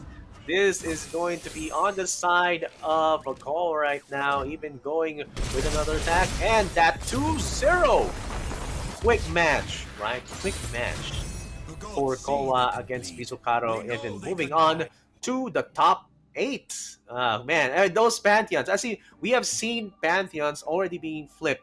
I mean, this is the second time that we have seen a Pantheon being flipped as we were switching to another game. So, we haven't seen it during our casts, but on the matches that were not being streamed or being casted as of the moment, they are flipping Pantheons left and right along with their Fioras. I mean, the Fiora is not going to be flipped as we are expecting, but Pantheons, they're going to be right there. They're going to be the ones carrying the game, and we saw it right there in that match with Koa winning 2-0. Yep, that was a really close and intensive match, right? Having two Pantheons, having the stare down as well. But it always falls down to the biggest Pantheon wins, right? And Koa actually have the bigger board. He got the HP advantage as well. And I believe, he rolled into the keywords that actually matters against his opponent, and that actually what won him the game. And congratulations to him, and Koa will be moving forward to the top 16 round. The top 8 round. Top 8 round. Yeah, I'm actually thinking what match is still ongoing right now. We saw a 2-1 finish quickly because of the aggro deck that he was carrying a while ago. He and Sora Haru, I think was our previous player against JO1 and Sora Haru, sorry, and he that was fast. Considering that's already a 2-1. And it finished even well before the other games have been finishing, like with the 2-0 right there. So, well, that shows that these tier S decks can still be defeated. There's still a way for you to overwhelm them or even out-deck them. And what Sora Haru is carrying right now, or even bringing into the top 8 right now, is going to be something to watch out for. But, of course, with these matches, still I'm seeing the other champions or the other players that were moving on or that have moved on to the top 16. They're still carrying the same decks, and so a lot of mirror matches are going to be going on. Whoever, as you said, whoever is going to be flipping the Pantheon with the right keywords or going to be lucky with the right keywords are going to be on the advantage. Now it's going to be Ravexness versus let me get this name first before telling you, Moon Boy. So it's gonna be a Nami Lee Sin going in from Ravexna's side, while on the bottom side we probably gonna be getting a Jace Heimerdinger, maybe it's either Jace Heimerdinger or even a Heimerdinger Nora. So these are all it's Heimerdinger Nora coming in. So this particular matchup is all about whoever could get the most value. And Ravexness, right? He got a really good opening hand. He got the Nami ready. He got Lee Sin in his hand as well. He drew in swiftly Emmer Shelly. Things are looking great for him. That's right. And I mean, look at this. Our player right here on the bottom is EV. As I translated it in Google Translate, it means come to sleep. EV, come to sleep. Okay. So EV, come to sleep, or as you say it in Korean, it's jamanwa. So it's come to sleep. So he puts down a Durand, a sculptor right there. And is this as you said a while ago, is this a Heimerdinger? Oh wait. Yep, it's a Heimerdinger Nora. Yep. Yeah. Yeah, so we had the Heimerdinger Nora was doing really great in about the early to mid season, and once the Swain or the Pantheon patch actually hits, it's not exactly doing that well after the new patch. So I'm really interested to see how Come to Sleep would be able to pilot this really well. He got the Vengeance in his hand, and that is a good way to deal with a Lee Sin on Revexna's side. Oh yeah, and this is going to be another huge port, potential huge port, especially during the next turn for Come to Sleep right now. And then look at that, he's developing his Lee Sin to possibly remove that Heimerdinger. And look at that, uncontested Vengeance right now. From what I'm seeing, the only way that he can use that or counter that is going to be the Deny, which he can actually use, especially if he has already a total of 8 mana down to 4. And that's gonna stop any shenanigans that's going to be brewing right there on the side of Come to Sleep. He's going to be developing yet again another wrench spot, but again, that Vengeance is going to be countered, and that Lee Sin is going to be putting in some danger, especially during the next turns. Yep, what Come to Sleep is actually trying to achieve is to widen his board, right? Against a Lee Sin deck, usually they won't Lee Sin on the board. What you want to do is just swarm your board up and go for a big swing later on during your attack phase. Yes, the Heimerdinger could go down, but he spawned 3 other units for you, right? And with a Mach 6 that is on the board right here, he could use it to actually defend against a Bubblefish later on in the turn as well. So, you know, probably what he want to do is just go wide and just bring him down as fast as possible and maybe burn him later on. Yeah, and looking at that, Moonboy, it's just I'm amazed by the fact that the order of even activating or even summoning the units or getting your turrets on hand is well before you actually summon or activate the spell, right?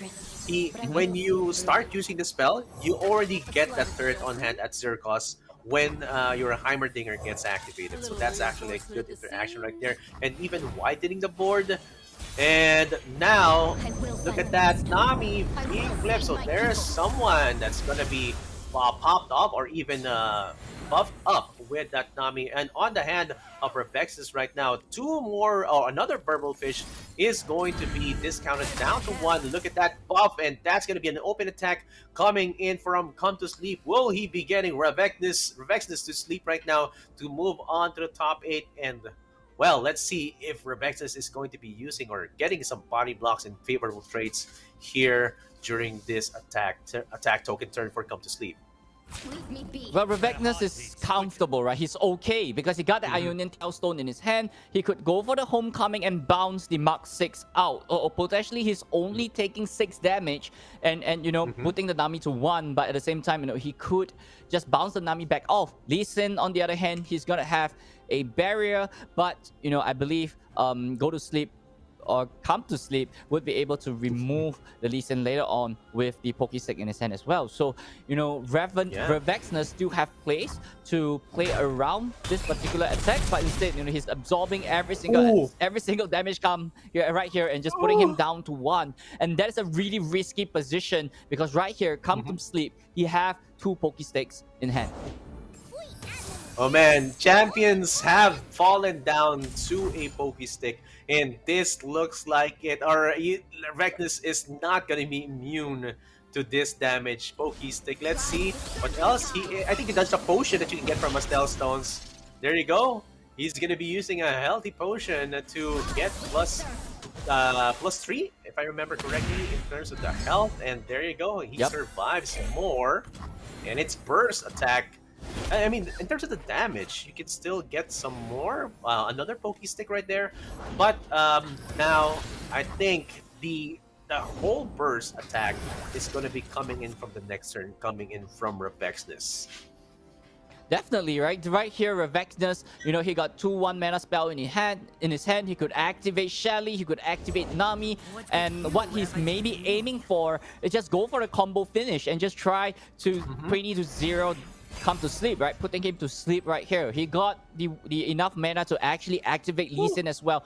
And a second Lee Sin off the top. And that is going to be making things difficult for Come to Sleep. There's no burn in his hand other than the Pokestick.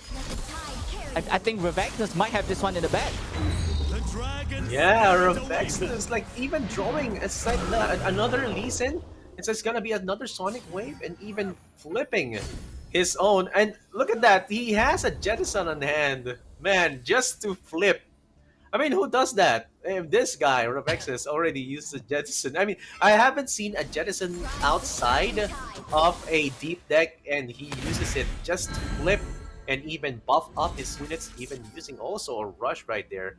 And oh man, look at those big units. Nothing on the hand right now on the side of Come to Sleep. Now, maybe he's going to be the one who's going to be sleeping right now with this salvo of attacks. Yup, and right here, Ravexnus already got lethal in his hand. Lee Sin is going to be kicking for 8, and it's going to be tons of elusive damage coming in from the rest of his units as well. All he can do is just challenge the Mark 6, and you know, Come to Sleep is just left defenseless.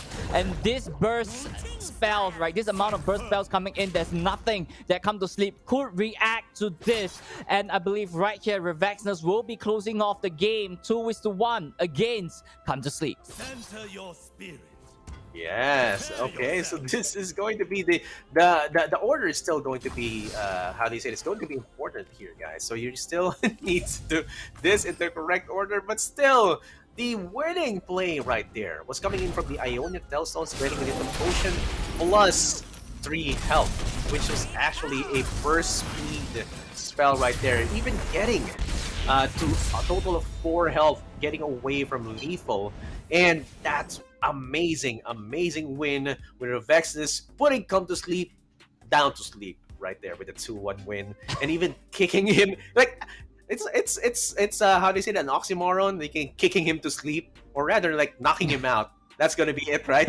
with that Lee Sin finish, and well, amazing play. And I mean, I'm amazed, man. The jettison to flip a Lee Sin was really good. It's like uncalled for, but it happened, man.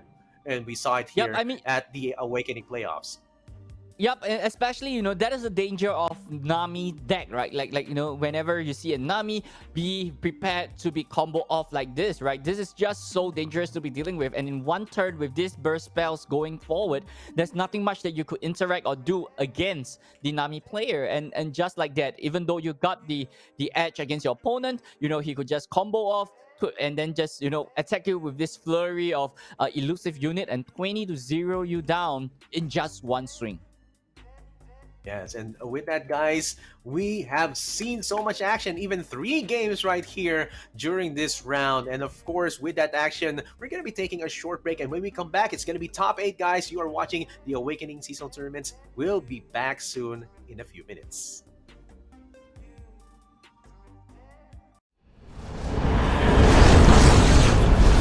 Have you had enough? Yes, I see it all. Long ago, my kind hungered for something more and became darkened. Oh, what glorious destruction ensued, giving voice to the anger in our hearts. Until they sealed us away. But you, mortal, such unrestrained power lies at your fingertips. Power only I can offer. All you must do is obey. You forget yourself, Darken. I am my own master.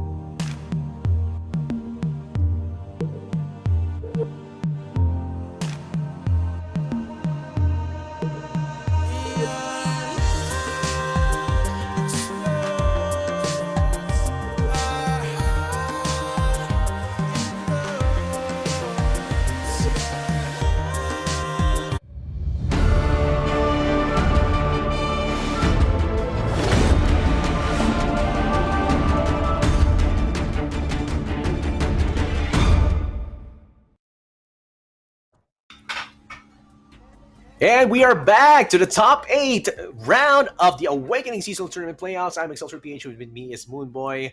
Moonboy, who are you watching here for at the top 8? I mean, I'm seeing some familiar names, some new ones, but I'm seeing some two spicy players are going to be facing each other. But yeah, I want to see which ones are your picks. Well, I think in my I believe in Torra, right? We've seen Torra in round of 32. He's really interesting. His lineup is really interesting as well. But however, we can't discount the fact there's still one ex-champion in the top 8 right here, and his name goes by the name of Flying Fish. And this guy is probably one of the better or best players in the region. So all eyes is definitely gonna be on him. What about you? Yeah, I'm also looking at Flying Fish right now because one of the champions that have been one of the first champions here in the seasonals as well. That's someone to watch out for. He's going to be facing Nineball as we see here in the bracket. But yeah, you said Torra being the one that as we were surprised to see a while ago in the bracket. So these guys are up for it because if you already reach at this point in the tournament, we're going to be spectating Aurora versus Ravecness for today. So if you have reached already here at this part of the tournament, you are so near to the finals that you can actually taste it a bit with at least like around 2 wins, and you're going to be right there in the finals if you do try to defeat some of the other guys here at your very own tournament ladder. Yep, and these 8 players right here, they are also 1 win away to a ticket to the World's qualifiers as well. So the top 8 round is definitely a lot at stake right here for these 8 players because 4 of them would be sent home and 4 of them will be seeded for the World Championship qualifiers later on in the year. But however, ladies and gentlemen, let me just show you guys ABG Aurora running the Nami Lee Sin, Nami TF. Oh, there's 2 Nami right here. And a Annie Jin. So I believe there will be a little bit of changes to the graphics right here later on. But Aurora, though, one of the representatives from ABG, and we have yet to see ABG perform well in a seasonal tournament. Yeah, I'm looking forward to ABG being always be gaming. That's the guild right there, and you can see that there's a Lee Sin Nami. Again, the mid was a bit different, so we have to change that, of course. But the non-Ani Jin, we haven't been able to cast any Ani Jin deck as of yet, so we might be on a treat for that one. And you can see here, looking at the Ani Jin deck, this is as aggro as aggro gets, man. It's when you're looking at burn, this is it. Even carrying 3 decimates to the board as well. And what the strength of this deck is just to keep on using or keep on putting down your units at the board. Like I get their skills in, like Crackshot Corsair to get some more damage. Damage output from the physical body of Legion Rearguard is something to be dealt with down the line. And of course, Legion Saboteur, dealing 1 damage by even just attacking, as well as Boom Crew Rookie. So most of these units just deal damage by using their skills, and just keep on damaging the Nexus down the line, so that, man, I mean, when you get to the 4 health, somehow, some way, Decimate is always top deck. So you don't have to worry about that. You only just have to top deck Decimate. So let's look at Revexus right now, Moonboy. Yep, Ravexness, on the other hand, we have seen him played in the previous rounds as well. Starting off with his Akshan Sivir. We have not been seeing this deck in the ladder, but it is performing really well on the tournament format right here. Following up by one of the best deck in the format right here, the Fiora Pantheon, and finishing off with Lee Sin Nami as well. So this is a really strong and really aggressive mid-rangey lineup, and it's all down to how Aurora is gonna deal with Revexness, because this is a really strong and solid 3 decks lineup for him. Yeah, I'm looking at the Lee and Nami being possibly banned in this lineup. But let's see. It depends as to his opponent as to how he will be banning this. But look at the deck right now. It's going to be Action Severe. Can you explain us how this will work right now, Moonboy? Well, we have not seen this deck in tournament format for a while, right? And recently it came Yeah. back because of those equipments support that it could provide for Severe. So, and it's all gonna be leveling up Severe and stacking those keywords onto Severe so that she could share them among the rest of the crew or rest of the board as well. So you got things like combat cook that could potentially give him additional keywords because of the equipment as well. And Darkin blood letters, like this is just all putting so much aggression in this deck, and they're just all about the Masya things, right? Golden Ages just having the second attack as well. Cataclysm, if there is a scout, you might trigger an additional attack phase with Cataclysm on your defense phase as well. So there's a lot of combat tricks and combat maneuver running around with this deck, and what's there to say, right? It made it to the top 8, and I'm just excited to see how this deck is gonna fare in the match later on.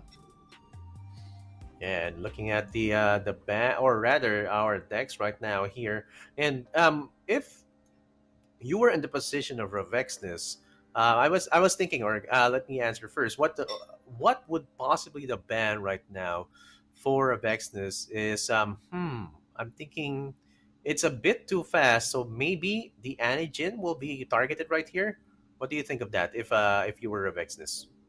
Yep, definitely, right? Definitely target the Anijin, put it out of commission. There's no way that Aurora could come in with his burn shenanigans.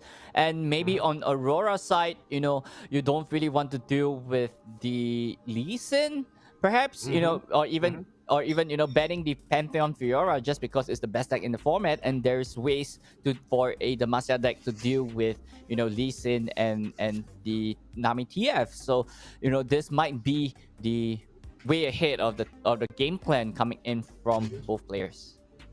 Yeah, yes, indeed. So this is going to be the possible bans right now, but we'll have to see which ones of our players will be they be banning down the line here for the top 8 match between Revexis and Aurora. As Moonboy has said, this is going to be one of the ABG players that we're going to cast right now. And for Revexness, I'm not seeing any clan associations as of yet, or guild associations as of yet. So we have yet to see. Maybe this is the time for them to see Revexness. And now it's gonna be Fiora Pantheon on the side of I think that's going to be on wait. Revexness is carrying Revexness, yeah. So Revexness and Annie Jin is right here, man. It survived the ban, so it's gonna be played right here, right now, boy. Yep, this is not a good matchup for Aurora, right? This 4 units in Aurora's hand. Yes, they're aggressive. Yes, they're putting in so much damage. But as long as you hit turn number 4, Fiora is gonna be coming right to the field, and she's gonna be taking out your units one by one, and those units on the ground, the attack is not so high, attack value is not high, and it's free food for the Fiora to take. And as long as Fiora kill 4 units away from the board, it's gonna be game over for Aurora. So he really have to start and plan ahead. How should he move around in this matchup?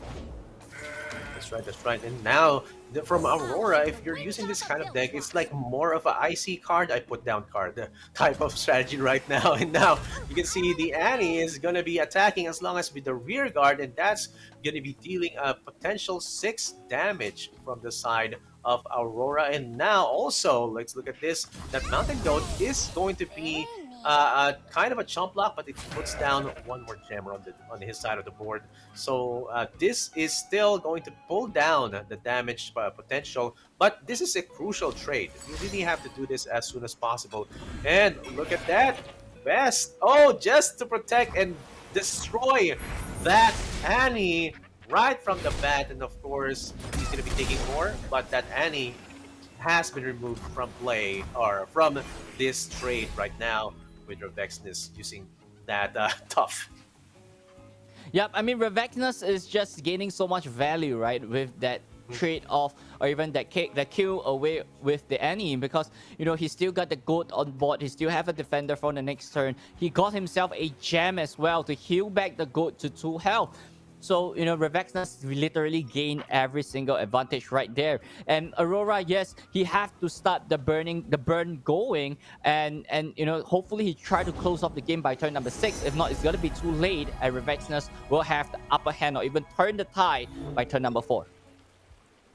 That's right. And now, of course, that Wandering Shepherd is going to improvise that goat. And imagine a goat carrying a weapon, man. Imagine that.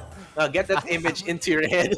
And how is that's going to happen? Maybe he's going to be carrying it by its mouth, and now getting into a 5-2. And that Wandering Shepherd, shepherding the goat into attacking during this attack token turn. Now, that rear guard is not going to be blocking as well. So this possibly Aurora just taking the damage to his Nexus. A total of 7 damage. So this is going to be it. I think that you just have to make sure that your units survive if you're on Aurora's side, because those units are the ones putting out their skills and dealing the damage. And maybe... Oh, he uses a Sunhawk to block or even stun that 5-2 goat. Okay, that's going to be effective. Wow. I'm not sure if the Sunhawk would make a right play. Yes, he could stun the goat, right? And then Fiora would be coming down. And Aurora could go for the swing and then use a Noxian Fervor to trade off with a Fiora. But, that is the best scenario for Aurora. And it just falls down to Revexnus, right? Is he going to play the Fiora? I don't think he's just going to be playing the Fiora without any protection following up after. That's right. And he uses a Broadwing Petricide instead. And good thing down that there's going to be unfavorable traits right there.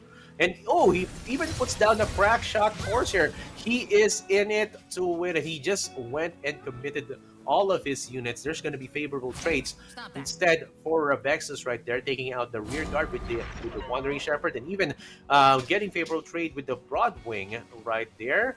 And okay, this is going to be it. The Grenadier is going to be taken down 2 or 3. Oh, wow, he's shifting it over. So the Sunhawk, and still 6 damage is going to be put in with this turn. Yep, I mean, I think right here, Revexnus really have to mitigate as much damage as possible, and Aurora have to dish in as much damage as possible. He just put Revexnus down to 10. He have a Guiding Touch in his hand, so, Revexnus is sitting at about a 12 HP. But Aurora, though, he's running really low on gas as the turn goes by. 2 Noxian Fervor in his hand, yes, but that's only secure 6 points of damage for the next turn. That's right. And this is going to be quite a show, guys. And as we can see that the challenger has been activated still. Stun right there. Challenge activated by the Saga Seeker, and on the attacking turn or on the attack token turn, we are seeing that the Petricide, Broken Petricide, is going to be buffed up by the gem as well to make sure that it has enough health for the extra damage. But look at that Fiora is going to be put down. Possible targets for that would be, of course, a crack shot, just to make sure, or even the Grenadier as well, or the demolition as well. So let's see how well how well he's going to be trading right here. But Revexnus is on the advantage right now, definitely, Moonboy. Yep, for sure, right? I mean, there's so... he got the Fiora down, he got all the units down as well. There's no way that Aurora could block right here with, the Broadwing and Fiora online. It's just free food for these 2 units. So, Fiora is definitely going to be hooking the Bunkuruki. And the Broadwing will be going for the crack shot. So, the only play that Aurora could go around this is likely going to be the double Noxian Fervor going straight right to Revexnus Nexus. And hopefully he top deck into a Decimate, and that is the best case scenario that Aurora could do right here. I mean, it almost always happens, man. It almost always happens. And when you get to that 4 health range, that's when it happens. It's like it's already there, written in the text or written in the subtext, that when your opponent is on 4 health, you top deck me. It almost always happens. And if it does happen here, I mean, Aurora, it still has a chance with the guiding touch. She still can actually just heal up, or rather. But yeah, I mean, it almost always happens. So let's see if he does draw it out. Nope, No, it's a Bunkuruki. nope. Yeah, but I mean, Nope. this is No a luck. good turn for Aurora, right? He could go for the Jin this turn, follow up by a Bunkuruki, and then Bunkuruki would trigger the Jin in the process. So he could Yeah. potentially stun something out of this Mhm. this trade. So but there's no first strike on the Jin, though. I'm not really sure what is the counter on the Jin as well. But there's no first strike on Jin, so it is looking really bad for Aurora. There's no more bird in his hand as well, so I'm not sure how could he play against, because Revecnus have a really strong post swing or even a good open attack the next turn against Aurora. Yeah, and looking at it right now, of course, the dancing grenade will not be used in the guiding touch. As I said, of course, will be one tool that he uses, and he gets a single combat from that draw, and that's going to be one more tool that he can use. Maybe even using the goat to kill off the Jin as well. And because if he uses the Fiora, if it gets flipped down the line, that would be out of range. Or it's still 4/4. Oh yeah, it's not gonna get the buff in terms of the stats, but still, it's still going to be removed. Or well, he instead goes for the Boom Through Rookie for that favorable trade. Oh man, look at that. Yep, it's not looking good for Aurora here. He got a good attack, but I don't think, yes, Jin is going to be level up right here, but Revexnus have a really good counter swing later on. So I'm not sure how, Aurora could play out of this one, because as of right now, it's just not looking good for him. I believe he's running low on options. Indeed, running low on options as well. And and with that guiding touch, Revexnus just went further away from lethal range, even if he gets, because of, I mean, attack token is going to be on the side of Revexnus on the next turn, so it's definitely an open swing and even lethal against Aurora. Yep, and that is it, ladies and gentlemen, as Revexnus, plans his order of attack right here, but it's not going to be making too much of a difference, as there's nothing much in Aurora's hand that could counterplay this big attack coming in from Revexnus. So there we have, I believe, the first round will be going straight right to Revexnus with this open swing. Yes, open swing going in with the damage 5, 8, 11, 16, and then 18 total damage coming in from the open swing right there. And Revexnus gets the one win against Aurora. And, I'm guessing why he didn't ban that Anijin. He said, I can handle that Anijin any day of the week, and I can do this all day. And Revexnus' Nexus is going to be healthy, and that's a tongue twister right there. Revexnus Nexus. So yeah, that's he just went in for the win. He knows what he's doing right now, Moonboy. Yep, I mean, that's the advantage when you have Fiora on the board against a burn deck like this, right? The Fiora is just there to just bully and put on pressure on the aggro player. But I'm not really sure how is Revexnus will be able to, entertain or even deal with the Anijin the next turn, because, the Anijin is just going to be so aggressive against the Lee Sin Nami, because the first 2 or 3 turns is just the weakest point of the Nami decks, and if Aurora could take advantage of that, he will be able to have an early lead and just burn him down ASAP just before the Lee Sin comes down. That's right. And now looking at the next match, man, as you said, I'm thinking that Aurora will indeed use that burn deck still, and there you go. He uses the Anijin yet again. And of course, Lee Sin and Nami have already come to the plate on the side, and of course he rolls out the Lee Sin right there. There you go. The disciple is going to be put down, or rather on the hand. This is going to be the second match between Revexnus and Aurora after Revexnus gets that first win, and looking quite healthy in terms of the hand right now on Revexnus' side, as well as Aurora's side. Yep, I mean, Revexnus have that double trouble in his hand. So, Yeah. is he gonna start building up the Nami and just forgo the early damage that Aurora could do, or just play down the Disciple in turn number 1 and hopefully, he could use as a defender later on during Aurora's combat step, because Aurora is just gonna be doing so much damage later on. You got a Legion Saboteur in his hand as well. He could go for the Tusk Speaker too if he chooses to. So yep, he's going for the Tusk Speaker and he's just dealing 1 damage to the Nexus and then dealing more this turn as well. So Revexnus is on the back foot. He have a choice to take. Is he gonna fire off the double trouble this turn?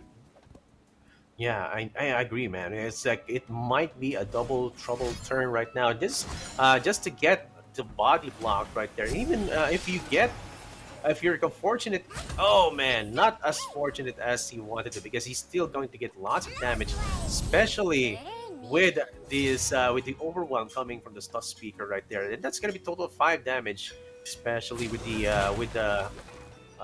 Annie uncontested as of the moment. There you go. He gets contested, and that Bakai Reaper goes down, because it's going to get +1, or rather going to get buffed if you get to kill or get to slay 1 minute off the board. So it's going to be development time for Revexnus, or rather saving time for Revexnus right now. Yep, I mean, Revexnus fired off the double trouble in turn number 2. That really brought the game plan back to level up Nami, right?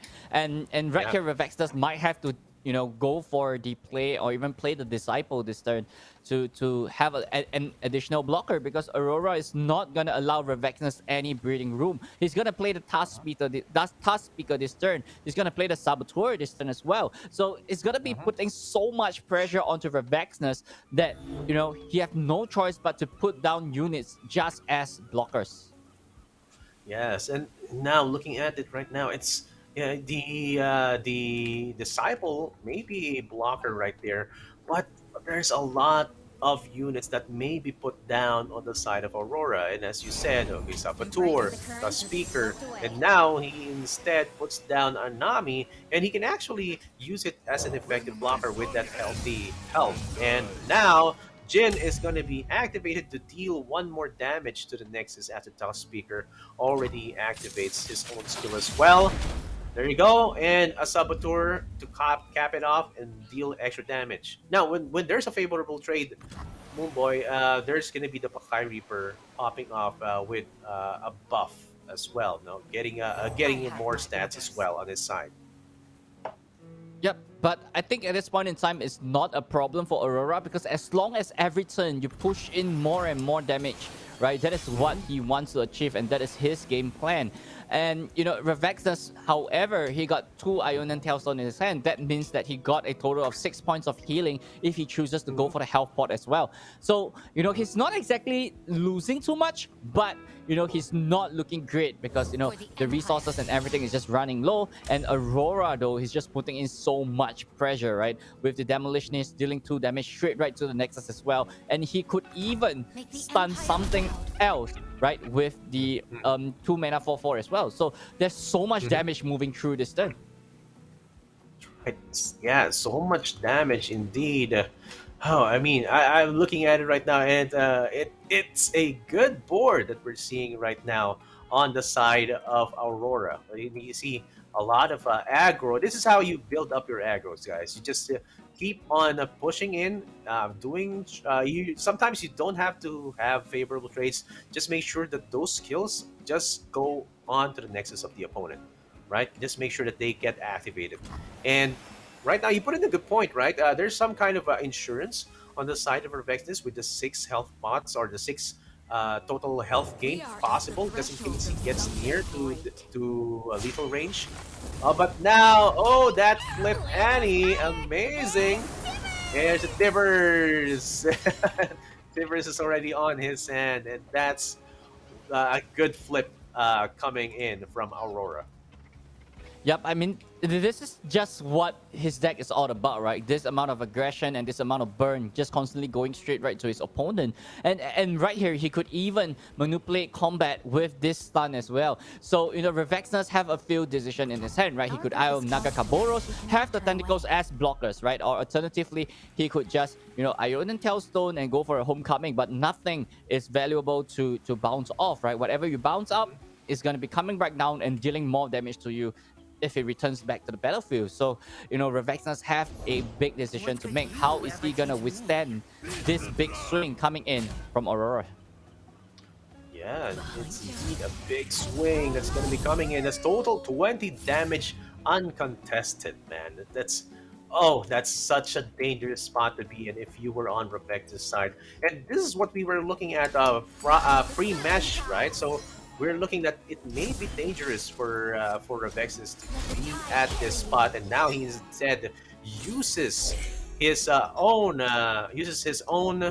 health potions coming in from the Telstones, and that's going to be helping him to be more confident in terms of blocking right now. He is going to be one off. That's too dangerous to be to a spot to be on right now, my boy. Yep, I think he's not saving any time, right? He's immediately firing off the Tailstone into another potion as well, so he could survive a little bit longer. Yes, he is, he did survive this particular attack, but he's down to 4 damage, and we know what time is it. We're moving straight right to turn number 5, and if Aurora tops deck the most awesome card in every single burn deck, that might be the card that win him the game. I mean, that's what the aggro users are always wishing for. A top deck decimate right when it counts, and he's going to be down to 4, and it's the exact mana that he is going to be in, right? And of course, if that doesn't happen, the next turn is still going to be dangerous, considering that Tibbers may be put down, a Jin could be activated. Well, there's a lot of burn options still that can maybe coming in from Aurora, but he's with this line, he's gonna be down to 2, and man, still dangerous spot to be in, considering all the skills that will be activated on Aurora's side. Yep, I'm sorry. I think Decimate is not 5 mana anymore, right? It's 6 mana right now. 6 mana. Okay. Like, it's not gonna be firing off the next turn. Yeah, but Aurora is still having the upper hand, right? He got the Jin in his hand. He got a Annie in his hand as well. But I'm sorry, I'm just distracted with that top deck. And yes, he did top deck lethal right there, ladies and gentlemen, as Aurora drew himself a Demolitionist. And you just have to be really careful if Revexnus have a counter spell or deny to counter the Demolitionist. And this was the card that I was looking for a while ago. I was actually mistaking Boom Crew Rookie for Demolitionist, but I was thinking this is not Demolitionist, so I was looking for it. And then there you go, you top deck it right when it counts. This is what's usually happening with a burn. You would want to be in this specific position because you get the top decks that you want. And right now, Aurora got the Imperial Demolitionist on his hand, and yeah, I mean. Apologies, guys. We were thinking that we were thinking of the past, the golden days where Decimate was still 5 cost. Man, it's 6 cost now, but it doesn't do anything, man. It's still going to deal 4 damage, and it's still going to be drawn at the right time. So yeah, man. Last match. Yep, so we're moving straight right to game number 3. This is head-to-head. This is neck and neck. The winner will be moving to the top 4 and secure their spot for the World's Qualifier this year. And it's gonna be a Nami mirror right here. And this is the difference maker, right? Who is the better Nami deck? Is the Lee Sin variation or is it the TF variation? The TF variation focuses on the comboing of the elusive units as well. But however, with the Lee Sin variation, you got that special kick with the Lee Sin. Oh wait, it's Action Pantheon. Oh yeah, that was the deck that was had to have a graphics check. So so that was Action Pantheon right now versus Lee Sin Nami. So wow, okay, it's still going to be a memorable match right here. As you can see, that there's going to be a lot of trades that have to be done with this matchup, and you can see Aurora just will have to put down that action, deal some attack, and maybe there's nothing here. There's a lot of options for you to contest right now. Even putting in the putting in some more units on the side of Revexness. But in terms of this matchup, Moonboy, what do you think what do you think has the advantage here? Well, I think statistically speaking wise, the Akshan Pantheon have a 52% win rate against Revexness. So, yes, it's siding a little bit towards Aurora. But on the other hand, right, we can't discount the fact that Lee Sin could pull off some shenanigans later on. And Revexness is running on the Nami level up, focus route right here. And it's looking great, right? He's looking on track to level up Nami as long as she drops into the field. And, right here, Aurora, though, he got the Pantheon ready. He got those stacks up as well. So I think, it's still pretty even right now. But Revexness have to draw into his Nami to let his engine run. If not, he's going to be relying on the Fleet Admiral Shelly. And it's not going to be looking good because those Ruthless, the 2-mana spell, right? The Ruthless Predator in Aurora hand is going to be really disruptive for Revexness. Yeah, indeed. That's when you try to challenge one unit with the Ruthless Predator, and he draws out the Saga Seeker right now, and he can actually try to develop more of the Saga Speaker or Saga Seeker just to make sure that you have a bigger unit on hand and one more unit to deal more damage to Revex's Nexus. And looking at that, you have a Porofly.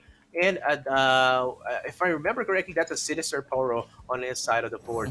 Those are not the ones that you would want. Those are not the favorite ones or that you would want to have on your side. But yeah, still, Chump Block is a Chump Block. And when looking at Revexness, this is on the other side of the spectrum you don't want to be in. Like, it's all units, right? A while ago, we saw one Nami Lee Sin user, all spells and no units. This one is all units. Right. This is unfavorable for him. He's not going to be able to develop the units and give them buffs down the line. I think the Eye of Nagakaboros might be the game changer right here for Revexness, right? He could draw himself into more option later on as well. And even though Aurora, he got a good swing, the Eye of Nagakaboros could potentially put a 2-2 on the field and just have a good block against his opponent as well. So I don't see why that would be a bad decision for Revexness. And with this move, right, it just creates so much opportunity for Revexness to widen up his board and have a good defense against Aurora. That's right. And he also puts down the Darkened Bloodletters into that Saga Seeker. And just as he's going to be on the attack token, and that landmark is just going to keep on ticking as he just tries to target his own units. Now, of course, the question is: he going to be attacking right now, or will he just keep on developing? You see, the pressure has to be on. If you're on Aurora side, you have to keep on putting the pressure. You have to destroy as much of the units on the Revex's side as possible, because if you don't, those tokens down the line will be developed. They will indeed be developed, and those coral creatures are putting enough spells right now, or even spell mana, so that for the next turn, if Revexus puts down the Fleet Admiral Shelly, he will have a chance to just keep on pumping up the damage, and he does exactly that. He does not contest the two units, the Akshan and the Saga Seeker, on the side of Aurora's attack. Yep, it seems like Revexness is saving his bench, right? Not just not sacrificing units away. So you kind of could understand a little bit what is Revexness trying to do, right? Is he going for the Fleet Admiral Shelly, buffing this, buffing the bench up, and then have a favorable trade later on into the mid game? That is probably what he's trying to do, right? Or he could go for Lee Sin play on turn number 5 and just try to be aggressive and just remove the Akshan as fast as possible. So, what is Revexness thinking? Because he got multiple lines of play, and that is what makes this Lee Sin decks really difficult, because, there's so many different lines of play for you to choose. You just have to pick the right one at the right moment. Yes, indeed, indeed. And now, of course, you see that flip action, and it's kind of a dangerous spot to be in if you're on the receiving side of Revexus's potential swing turn, right? You have the Fleet Admiral Shadow right there. You have a bunch of low cost spells as well, but on the other side of the board, that purple fish, which is the one that can have the elusive uncontested portion or uncontested attack, is still at a high cost. So it's a bit early right now. He's on the early portion as he wasn't able to use a lot of or use some of the spells early on in the game. He just keep on developing, but now instead of putting down a Fleet Admiral Shelley, he puts down his own Lease and his own champion, and there you go.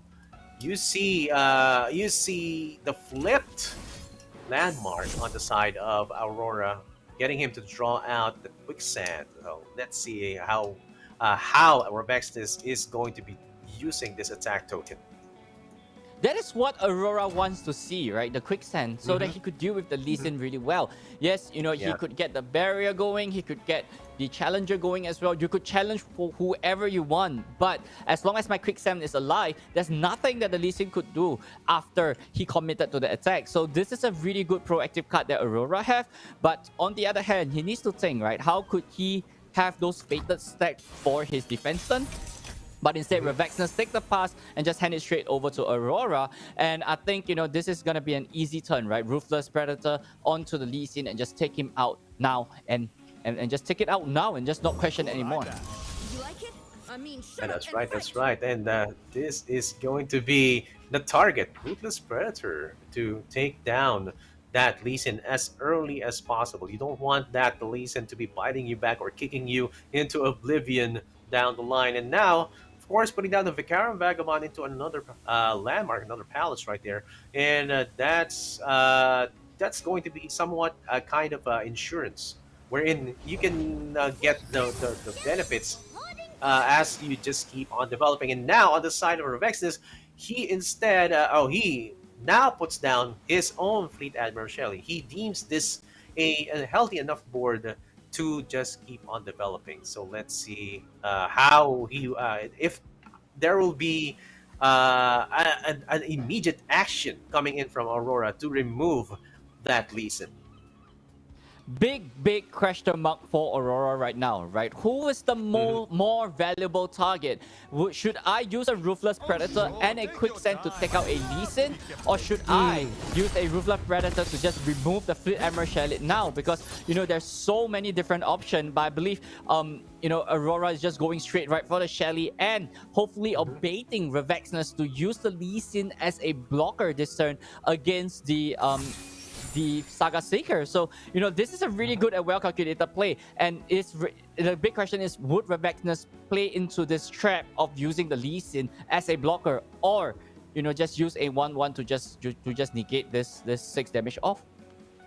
Yeah, I mean that will be the healthy play right there. Just use one of the 1/1s, maybe the Sinister Poro, just to block that 6/4 in. And now, looking at the side of Revexness, he's hovering over some of his spells right there, and I mean I think he wants to develop some more, right? Maybe nope. There you go. He uses the momentous choice, and he gets to use it once on the Sinister Poro, but it's not gonna be of course double used, and still 6 damage is has to be contested right now on the side of Revexness, because he's going to be down to 5 if he doesn't defend himself. There you go. Uses the Ghost. There you go to buff it up. He's going for it. He's going for it. Yeah, he's going. He took the bait. He took the bait. Aurora's got the perfect answer right here, and it's gonna be that Quicksand, right? Giving it -4. Yeah. And if Revexness play into it, and that's it, right? The Lee Sin is gone. But however, Revexness immediately withdraw the Lee Sin right there and just defending with this Torra right here. Yes, that was a good move coming in for Revexness. Do not play into that Lee Sin trap. Yeah, I mean, us casters got actually debated with that play coming in from Revexness. Okay, nope. I'm gonna try and block with my Lee Sin with barrier, and I know that there are a lot of there's a lot of mana from your side that you may use, and there might even be a quick sense. So nope, I'm gonna use one of my my Sinister Poro to jump block that Saga Seeker, and now of course still you can see that there are only 3 units left on the side of Revexness. He might still put down that Fleet Admiral Sherry, but instead he uses the Eye of the Gakaboros to draw out more and draws out the Coral Features and a Nami on his side. Now this it's not a lot of options on his side of the board because again the Lee Sin is not flipped. You don't have enough mana and enough spells to add more damage with your Nami. So still a question of how he's going to be moving forward to try to get that win. Yep, Lee Sin is not flipped. There's not enough spells in his hand to go around to, protect or even, have a barrier onto the Lee Sin this turn. So I'm not sure how Revexness would be able to play out of this one because there's so much pressure that Aurora is putting on. Yes, if Revexness wants to take out the Shepherd, Aurora would gladly give it to him, right? Like, this is a good trade that he's not losing any health. He's losing a spot on the bench, yes, but that's also making space for a Pantheon to come down this turn as well. But however, Absolver, I think, Aurora is going in for the KO. He's trying to take down the Lee Sin's head. Oh man, he's indeed trying to do that, and this is a good threat, and it's a good threat for the Lee Sin. It's the Ayula is going to be 6-4, and that concussive palm has been forced out. And with that, of course, there's not going to be any damage that's going to go through because, of course, the Lee Sin doesn't have overwhelmed and it's not flipped yet. But you get a 3-2 on board with a concussive palm. That's going to be one more fodder for your additional stats development down the line. But that's not going to happen anytime soon, as we are seeing there are no spells on the hand of Revexness except for that Deny. Yep, I think Aurora's right here. He could still use the Akshan Champion spell to actually remove one of a unit away from play. Yes, Revexness is tap out right here, and he wants to make space for the next combat step, right? He just have to go for a big swing later on. So, grappling hook would be a good one. Just remove it, and at the same time, you will have the activation of the Warlock's Palace the next turn as well. So, it's looking great in favor of Aurora at this point in time. Yeah, and look at this. This is going to be the turn. And now he uses the upgrade or the flip of the landmark to get some more. And okay, I thought that Pantheon was going to be flipped during his turn. It's not yet. So let's see. He's going to be trying to attack, and now, of course, overwhelmed. Let's see what's the correct order right here. You would most likely want to challenge or want to take out that Lee Sin, and now Nami has been put down for that flip, getting more buffs as well. Let's see. I mean, this is the question right now, of course, is how you're going to order or how you're going to get this order from the attack of Aurora. So we'll have to watch out for that.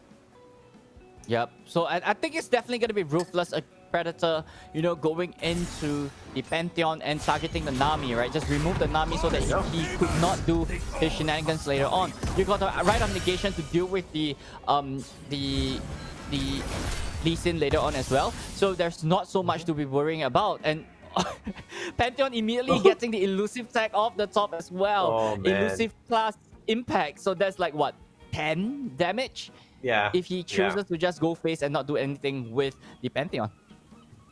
Yeah, He could even remove the Lee Sin.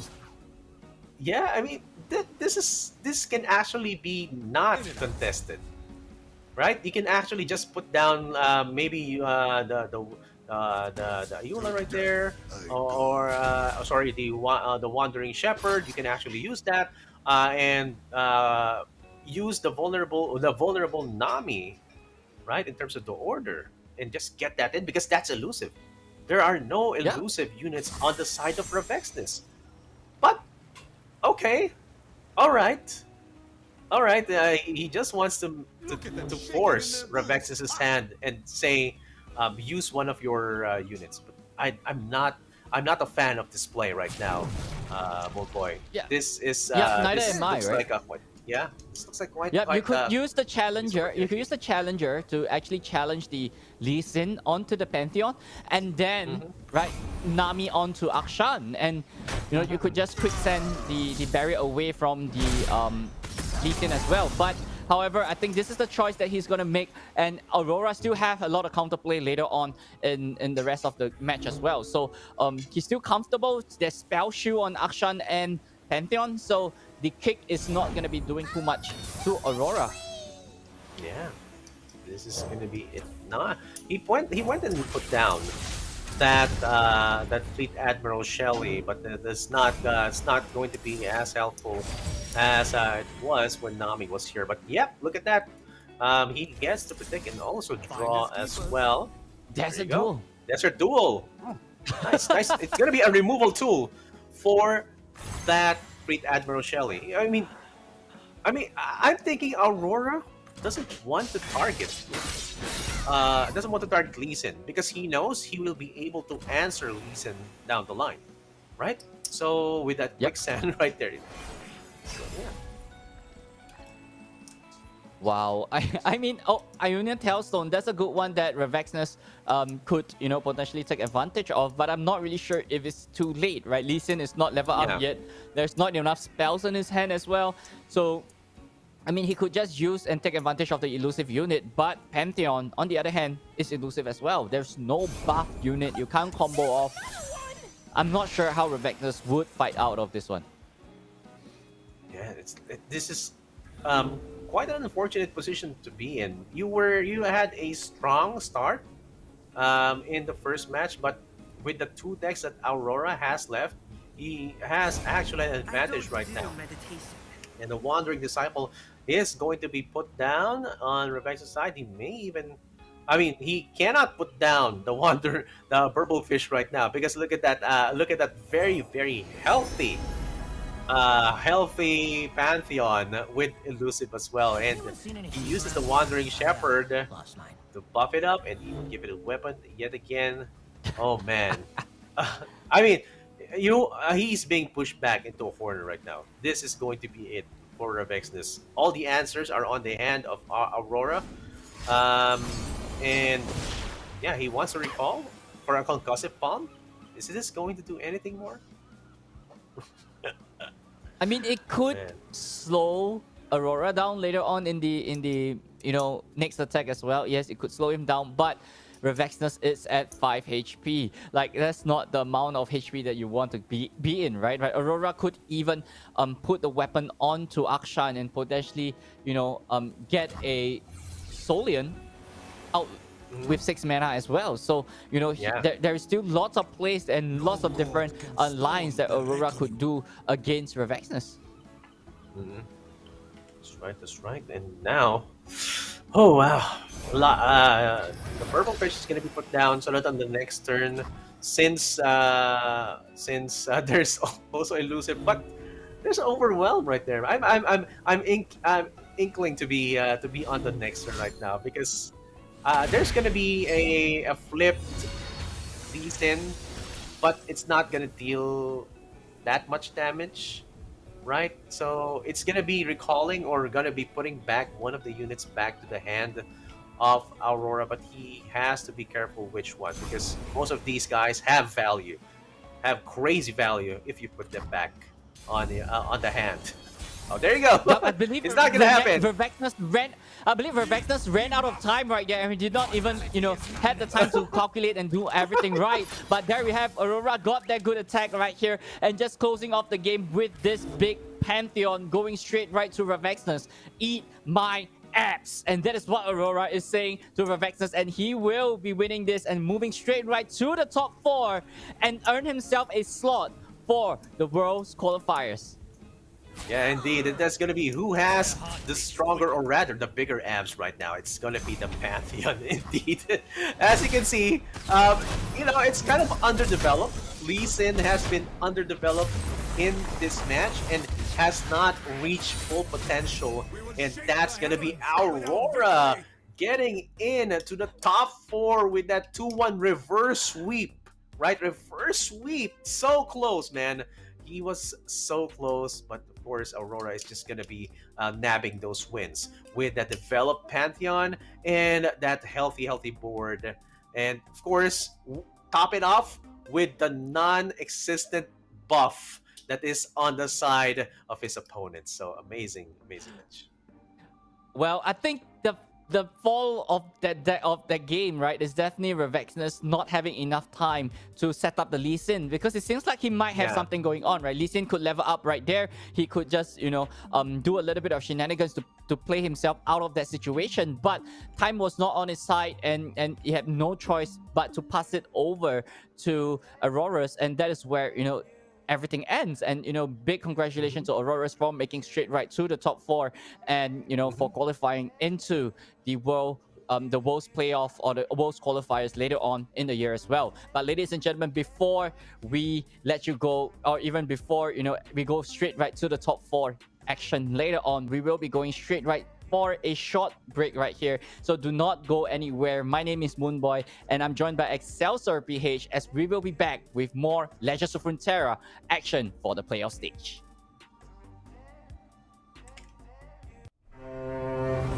To restore this legacy is my greatest honor.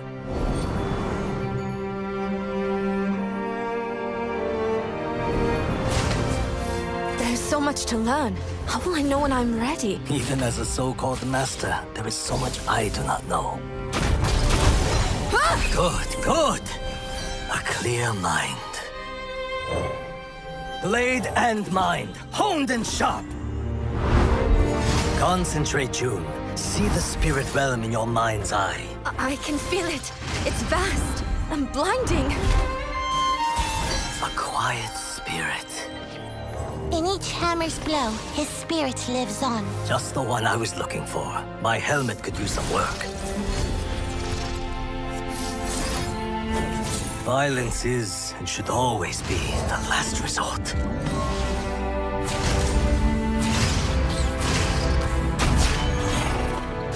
Hope lives in the edge of my blade!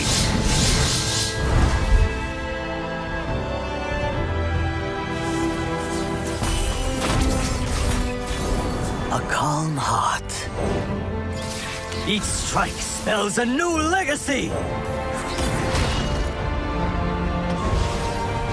Alpha Strike!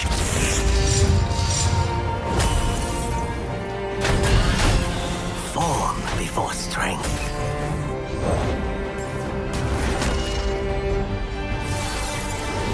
Let us see if you are worthy. Does the wind stop to consider which direction to blow, Master? You are a fledgling child flailing his arms. Voodoo style. Meditation calms a clotted mind. Wu-Ting style! Form before strength. Show me your skill. Come now, is that all? Our opponent was worthy, but inferior. My lesson is complete.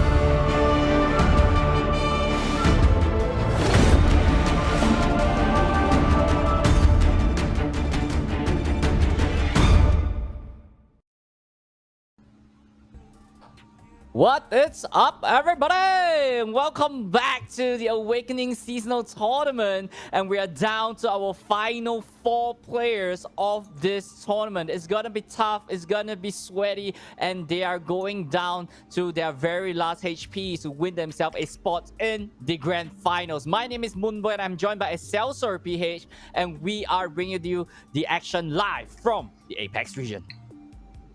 Also live from my home. Well, I'm casting this right now. No, my home right now is currently Freljord, man. It's cold right here. Look at that, and of course, Sejuani is right there in my back chilling because Sejuani has not been played in this tournament. So anyway, we are now at the top 4, guys. Top 4. These 4 players are going to be Flying Fish, Koa, Sora, Haru, and Aurora. We have seen all of these players except for Flying Fish. So this is a previous seasonal champion. So we're going to be in for a treat here as we learn as to what he's going to be playing here for the Awakening seasonal tournament. So let's see how well he's going to be playing against Koa. Koa has defeated Shun in the previous round with a 2-1 and of course a 2-0 against Nineball, of which we also watched a while ago. So Flying Fish is going to be, it's the same. It's the same. The same decks. It's going to be Lee Sin Action, Fiora Pantheon, and TF Nami. The top 3 tier S decks of the current season. Yep, I mean, these are the 3 best decks in the format right now, so why not bring them into this tournament? It's too strong, and, you know, Flying Fish is also a strong player himself, being an ex-seasonal champion, right? He's here to get another win under his belt.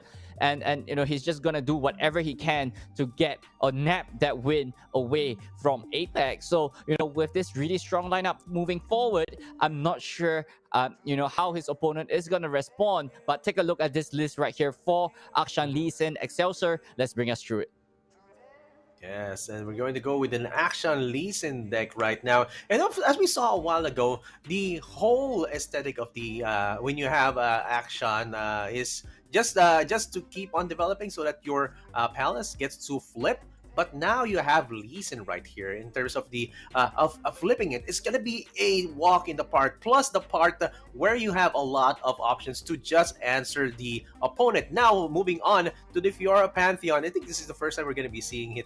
We're gonna be trying to explain it right here. But Fiora Pantheon is already going to be it's already popular, guys. You know how this works. You have the fated mechanic going in with the equipment mechanic, and when you combine that, that's going to be something that's going to be explosive. Now the third one, I mean, I don't have to explain this. We've seen this work. We've seen this dominate the tournament, and this is the Nami TF. And there is a variation of this, right, Moonboy? Yeah, sometimes you have Nami TF Lee Sin as well, and we have seen the Nami Lee Sin variant as well.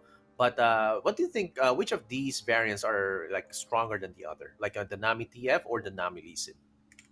Well, you know, you might want to use Nami on another side of the field. But ladies and gentlemen, wait a minute. There's something interesting coming here from the 3 decks of Koa. It's going to be Nami Lee Sin, followed up by a Pantheon Action. But last but not least, Yasuo Katarina. We have been saying this before this whole tournament actually began. And Yasuo actually have a stand in the meta right now.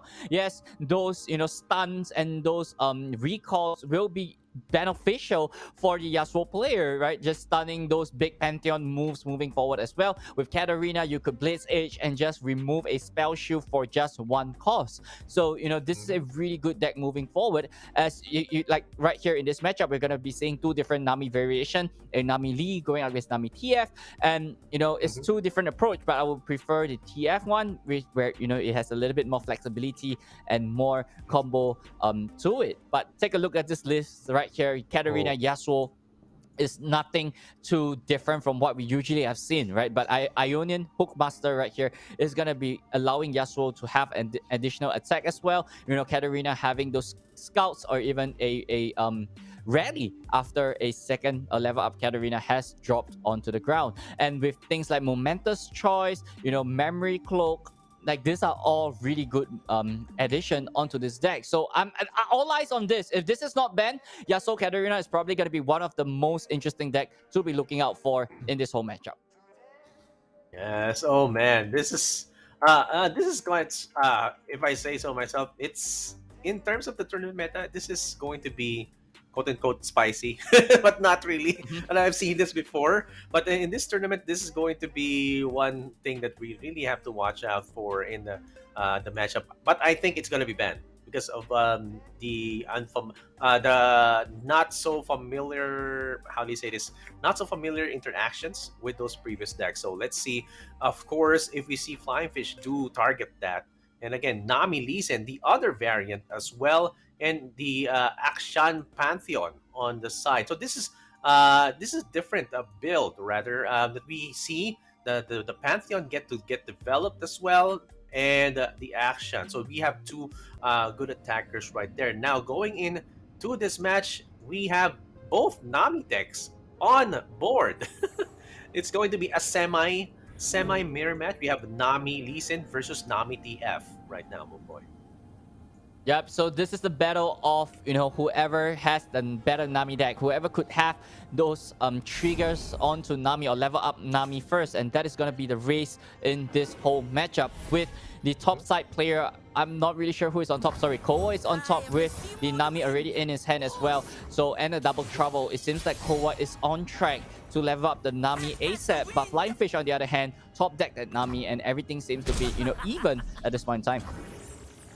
Yeah, indeed. And of course, again, looking at Koa having two double troubles in hand. One is going to be used, and he is just going to possibly flip that Nami earlier as well. There you go. On his side, the Disciple is going to be put down as well, and even the draw. That's going to be cycling in. Oh, what?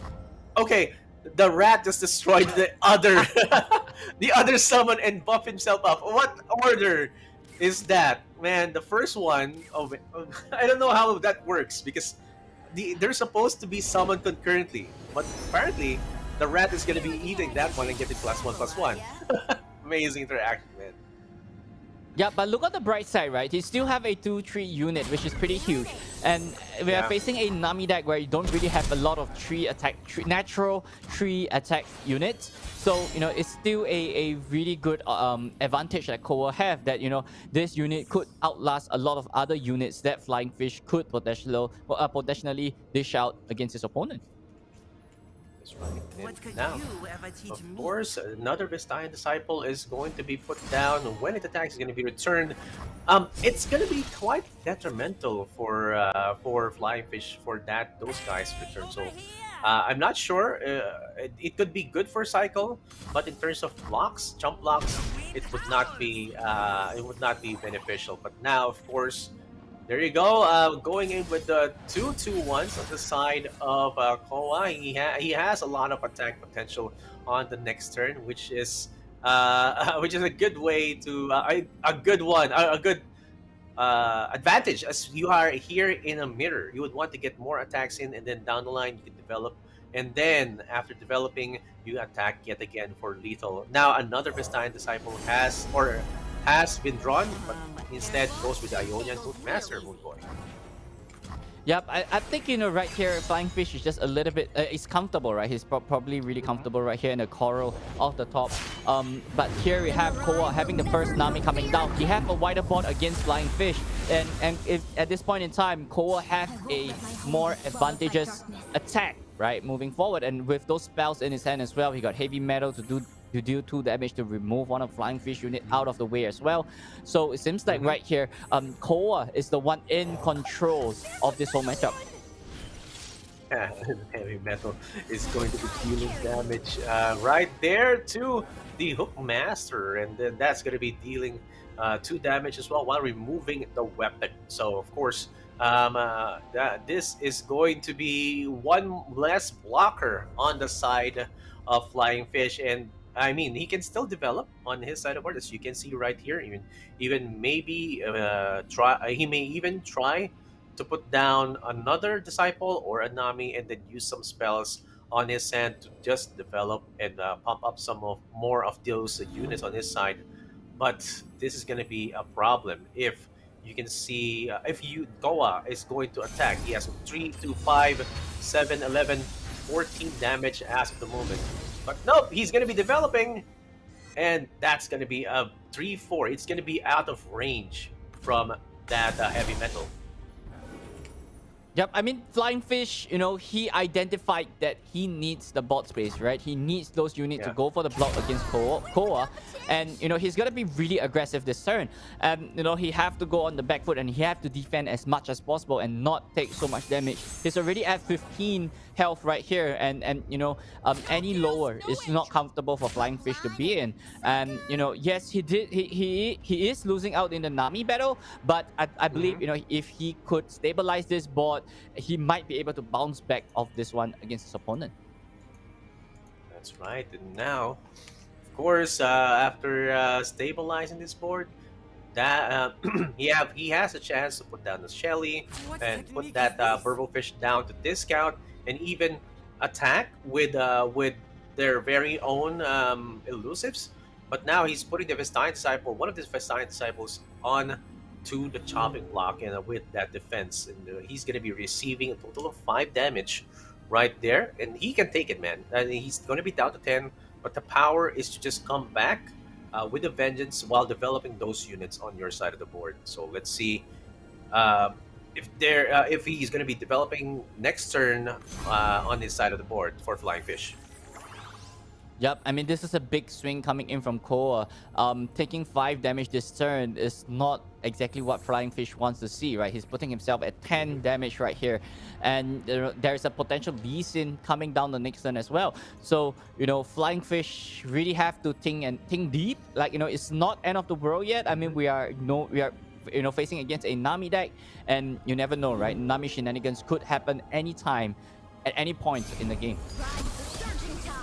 Nami Shenanigans is going to be the name of the game right now. And now, of course, still developing Nami and getting him to get more damage. He really wants that Hookmaster to survive, man. he wants those units. He wants those units to survive so that he has more units on the next attack token to just get more damage in. Now he's gonna put in 9 damage, so this is gonna bring down the health of Flying Fish down to 6, right? And but of course there's still recovery options, as you see with their Stones on the side of Flying Fish. So he's still really not in the deep end of the well right now. Yep, I mean, Flying Fish, you know, this is the time, right? He have to go for the shenanigan play. He have to combo off an 18-0 Koa in one turn, because right there in that combat phase, Koa is the one who took the win against Flying Fish. And if Flying Fish could not close the game this turn, he's gonna have a really difficult next turn as well. So, you know, it's gonna be a little bit of a struggle right here for Flying Fish. How is he gonna go against Koa? And he really have to try to find a way to 18-0. And he have 3 elusive units right here. So if he could take advantage of that, Flying Fish would be able to close off the game. That's right. That's right. Now going in for this next turn, putting down the Lee Sin on the side of Koa. Now this is gonna be the crowning glory of a Nami deck. You would want to have a whiteboard, pump up your units, as you can see right here. And Koa made a terrific effort to make sure the Hookmaster survives, right? That's going to be the way you go in. But now, of course, on Flying Fish's side, he can use 2 more spells and then make sure that the Burble Fish is going to be discounted. And there you go. That's going to be your way out, or rather your chance to develop some more. There you go. Talon Stones. Health. There you go. He uses the health potion. Yeah. So this is like what, 4, 8, 10, 13. This is not enough to close off the game this turn. So he has to use all these units to use as a defender right there. But at the same time, 2 of his disciple actually bounce back to the sand. So it's a little bit of a weird position for Flying Fish. Yeah, the Vestine disciples, like are just keep on coming back, even though they have the value. They come back, and now, of course, the corals are going to is going to be Health summoned potion. on his side of the board. Yeah, and he gets a health potion. Oh wow. Okay. Let's see if there's gonna be a flip. I think Lee Sin is going to be near flipping condition right now. Prepare yourself. Definitely, right? He wants to try to level up Lee Sin and try to, you know, remove the Fleet Emerald Shelly. No more buffing shenanigans going on for Flying Fish. Yes, it seems like, you know, right here, Flying Fish might have a good backswing, but this elusive unit is gonna be bye-bye right after this attack as well. So, you know, probably what he could take advantage of is the Eye of Nagakaboros and try to, you know, make a little bit of magic happen. As the dragon will. And talking about the magic, now we can see the flipped Lee Sin going with the momentous choice yet again. Of course, total damage 5, 9, 15, 18, plus 4, 22, plus it goes back as well.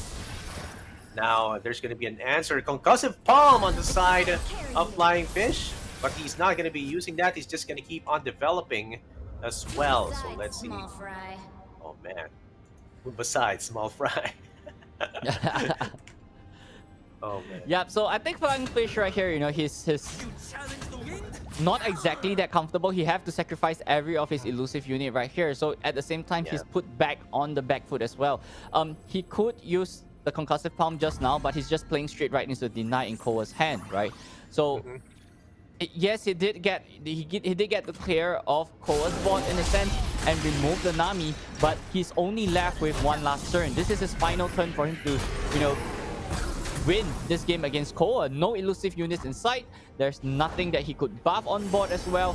So it's down to the top draw, and maybe a Eye of Nagakaboros could save Flying Fish from this round. That's right, and he's down to 3. All of the units that have been sacrificed are all well and good. You need to do that. You need to make sure that happens. And of course, now you can see it's on the attacking token, and Eye of Nagakaboros will be drawing out when also giving you a token. And also you have a potion here, and you also have a Concussive Palm. So Flying Fish gets 2 momentous choices right here. Okay, more buffs, I guess. Moonboy. That is not what he wants to see, right? He wants to see unit. He wants to see if his elusive units. Maybe bump himself a bubble fish in the process to try to close off the game. This is not exactly what he wants to see, and he might have no choice but to go for a second Eye of Nagakaboros. And I don't know, man. It's just not looking great for Flying Fish based on those top draws from him as well. It seems like he has no way to close off the game this turn, and it's just looking bad. Yeah, and with this looks like a kind of a desperate play too, even using that Concussive Palm just to stop that Lee Sin right there. And from what it looks like, it's going to be denied. And there you go, Koa does deny that Concussive Palm, and even putting down his own Purple Fish on his side of the board. And wow, this is looking quite grim for Flying Fish. He doesn't have enough attack damage or attack options, not even an elusive. But on the side of Koa, he does have his own elusive on his side of the board, so he can actually just open attack and hope for the best. Because there's still a potion right there. There you go, it's stunned. Or rather, sorry, vulnerable. So it's gonna be a destruction play right there for Koa's. Yep, but Koa though, he got the Ionian Tailstone in his hand. That also means a Stand United might be a possible play coming in as well. We don't really see Stand United being played from the Tailstone, but this is the best opportunity to fire this off and save both of the unit at the same time, keep Flying Fish down. Koa is having so much momentum and so much ways to stay alive. Flying Fish is the one being pinned down the whole time in this whole entire match. Yeah, that Tailstones really is going to be saving these units right here. And of course, there's going to be swapping in the coral creatures right there. And, the usage of the Tailstones just gives a natural barrier towards Lee Sin. really, really bad position to be in if I were on the position of Flying Fish. Yep, and there's nothing much that he could do. There's no unit left on the board, and it's gonna be a 4v1 situation for Flying Fish, and he's only sitting at 3 health. That 1 health potion in his hand is not gonna be doing too much, and a deep meditation. I'm not sure what deck could actually bring out for him. Yeah, I mean, also getting a verbal fish yet again, but he doesn't need that anyway. Now, of course, the initial attack is going to be total of 5. It's kicking off that Nami into the Nexus is going to be helpful as well. But yeah, that was a valiant match. Now, I had a question a while ago, Moonboy, which variant would be better? And from what I'm seeing right now, Kowa actually put a good, how do you say this, a good decision or a good example that his version of the Nami deck is better right here, right now. Yeah, definitely gotta give it to him, right? He won the Nami race against Flying Fish, and Flying Fish was constantly on the back foot. That double trouble really did allow Kowa to have that really good early start, and he snowballed all the way into the closure of the game. And big props to him for achieving that. So, and at the same time, Kowa's lineup is really targeted towards this 3 good decks lineup. So, and Kowa is just looking good and looking fresh to close off the series against Flying Fish. That's right. And talking about the fresh start, we're going on to the game 2. You can see the Nami TF already being drawn out on the side of the Forsaken Bakai. Being put down on the side of Kowa. Okay, so this is the different version. Kowa is using the Action Pantheon, right? The variation. Yep. Yeah. So he's got Action Pantheon. Yep. Deck. He's gonna be carrying right now. And Kowa, like with this, like Kowa really have to take advantage of the early game, right? Like right here, Flying Fish could not pass turn number 2 and to go into a double trouble the next turn, right? So this actually forces him to play really awkwardly into the deck and makes the deck not really function as per what it's supposed to do. And Kowa knows what this deck is all about, and he's gonna take advantage of this early game to dish out this additional damage against his opponent. Yeah, you have to really make sure that you do extra damage during the first turn when playing against this deck, because he's going to be trying to pull up his mana and, of course, put down some little units. And, of course, down the line, if he has enough pulled mana, he will get that damage in. And now, during this turn, he on the side of Kowa, he knows that, and he's trying to develop some more on his side of the board. But on the side of Flying Fish, he's going to be putting down that Bookmaster and get the 3-1 with quick attack for the equipment. Open attack, or rather an attack coming in from Kowa, and let's see if Flying Fish will be contesting that attack. Yep, Kowa immediately trying to go for the swing with the Akshan. I'm not really sure if that's the best decision right here, right? Because of the Wuji style. Uju style, he will be able to get that removal onto the Akshan as well. So, early champions, bye-bye. That's not exactly what you want to see. But on the other hand, Kowa did accomplish what he wants to do, right? Having those early aggression on. But however, on the other side, no fated trigger in Kowa's side of the field yet.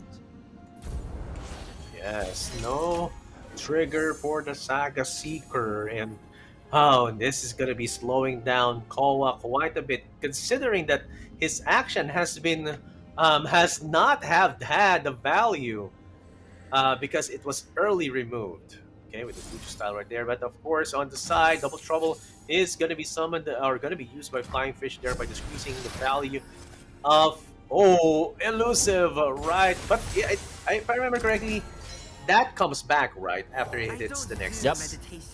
Yeah. Yep. Every elusive on Flying Fish's board is gonna be bouncing back after every Nexus hit. So Kowa have a decision. He could go for the grappling hook to remove one of the units, one of the elusive units, or he could just let it slide. And Flying Fish is constantly behind on tempo after every combat. But Heartless Resurrection though, immediately bringing the Akshan back and taking the landmark by 1.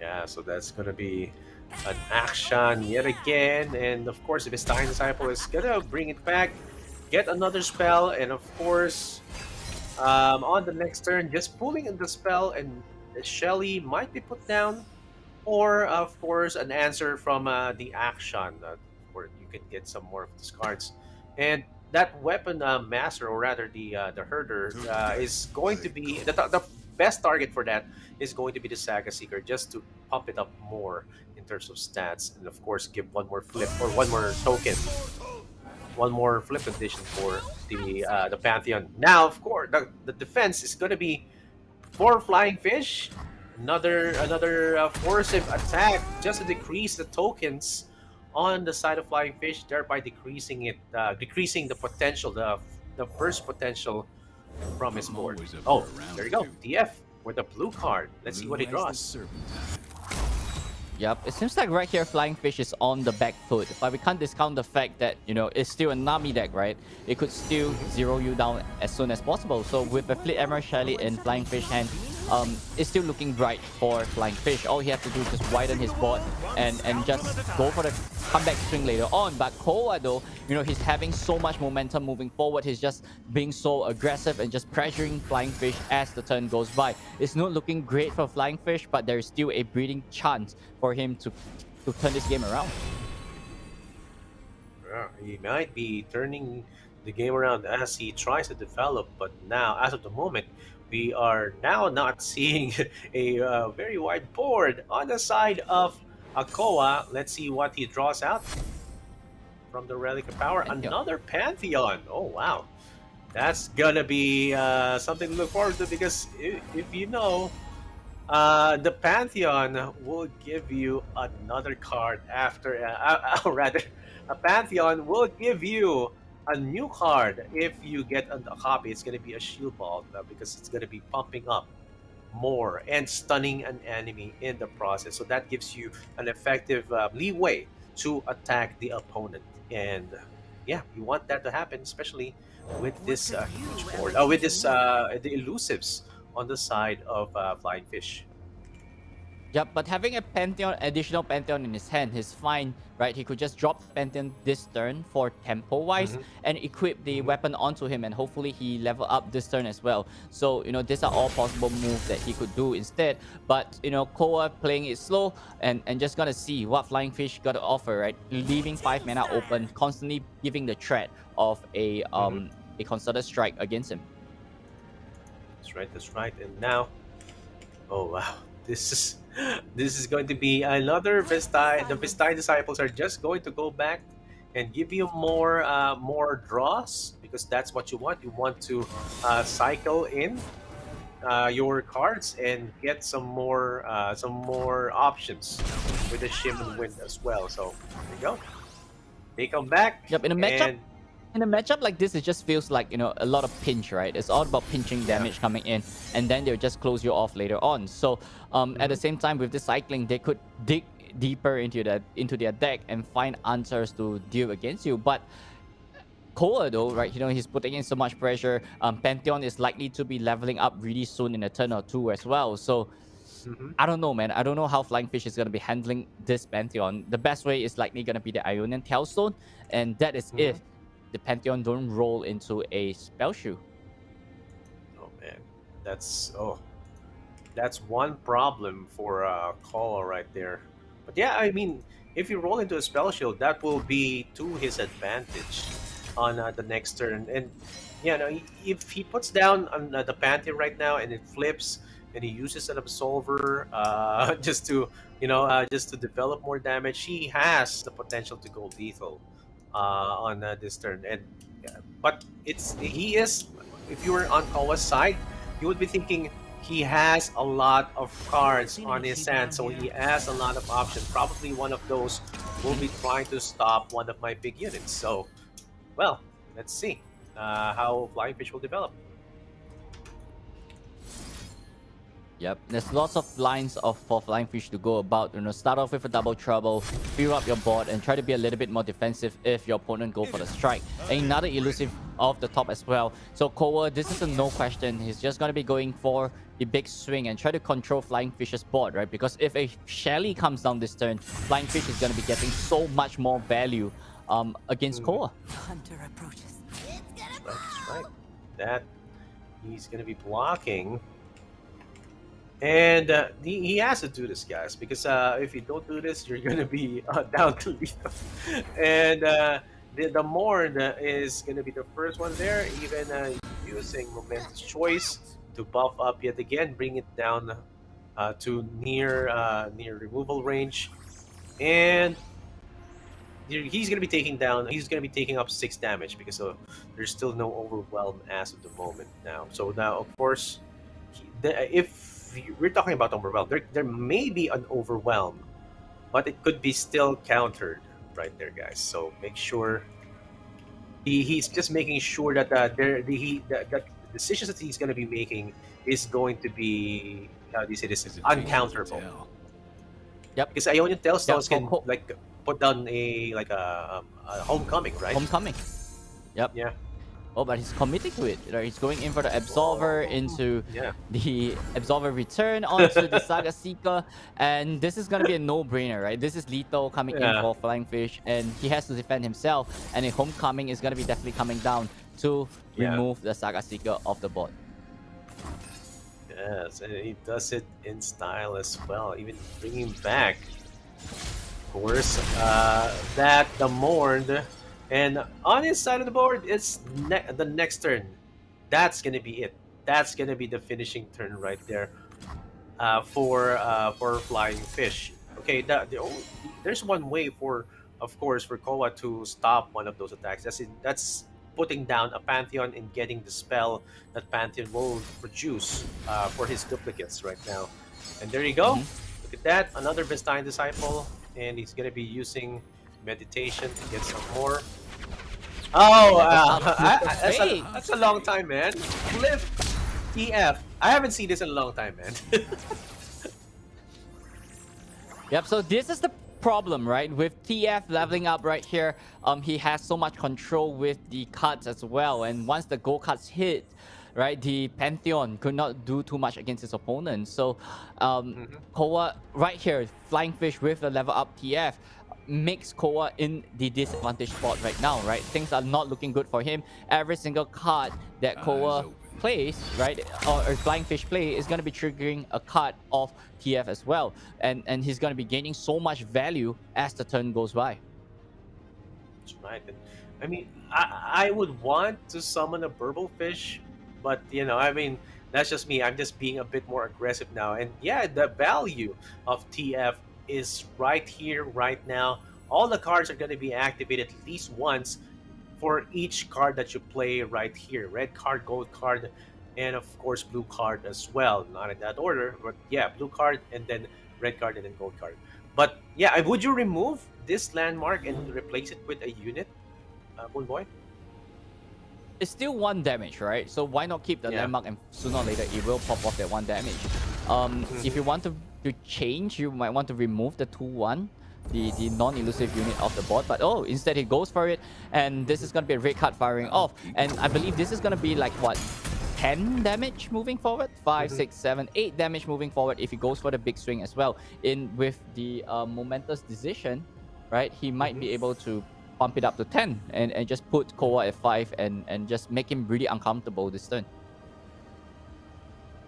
Yeah, that's going to be the crucial decision right now. And again, Pantheon is not out of the choices right now. He can actually use it to get that stun in. But now, draws out and discounts and uses Grappling Hook with the target using the action against the TF. Now, this is going to be a bit late. But yeah, I mean, he has to get some reaction, or he has to do something to remove the total value that's going to be coming from the TF, and succeeds yet again. Uses, oh man, open attack? Or rather, attack with elusive? Oh, just one! Okay. Wow, it seems like Koa is just playing really defensively right now, right? Like, sorry, Flying Fish is playing really defensively right now. With his value engine out of the way, he have to play really slow. He needs the blockers for Koa the next turn. But however, though, elusive on the Pantheon, that's something that, you know, Flying Fish don't really want to see, right? He could block against his elusive unit as well. And I believe right here, Ilua might be a good unit to come down to, you know, buff up the Pantheon, or even put a weapon onto Pantheon as well, so that you could continuously dish out so much more damage against your opponent.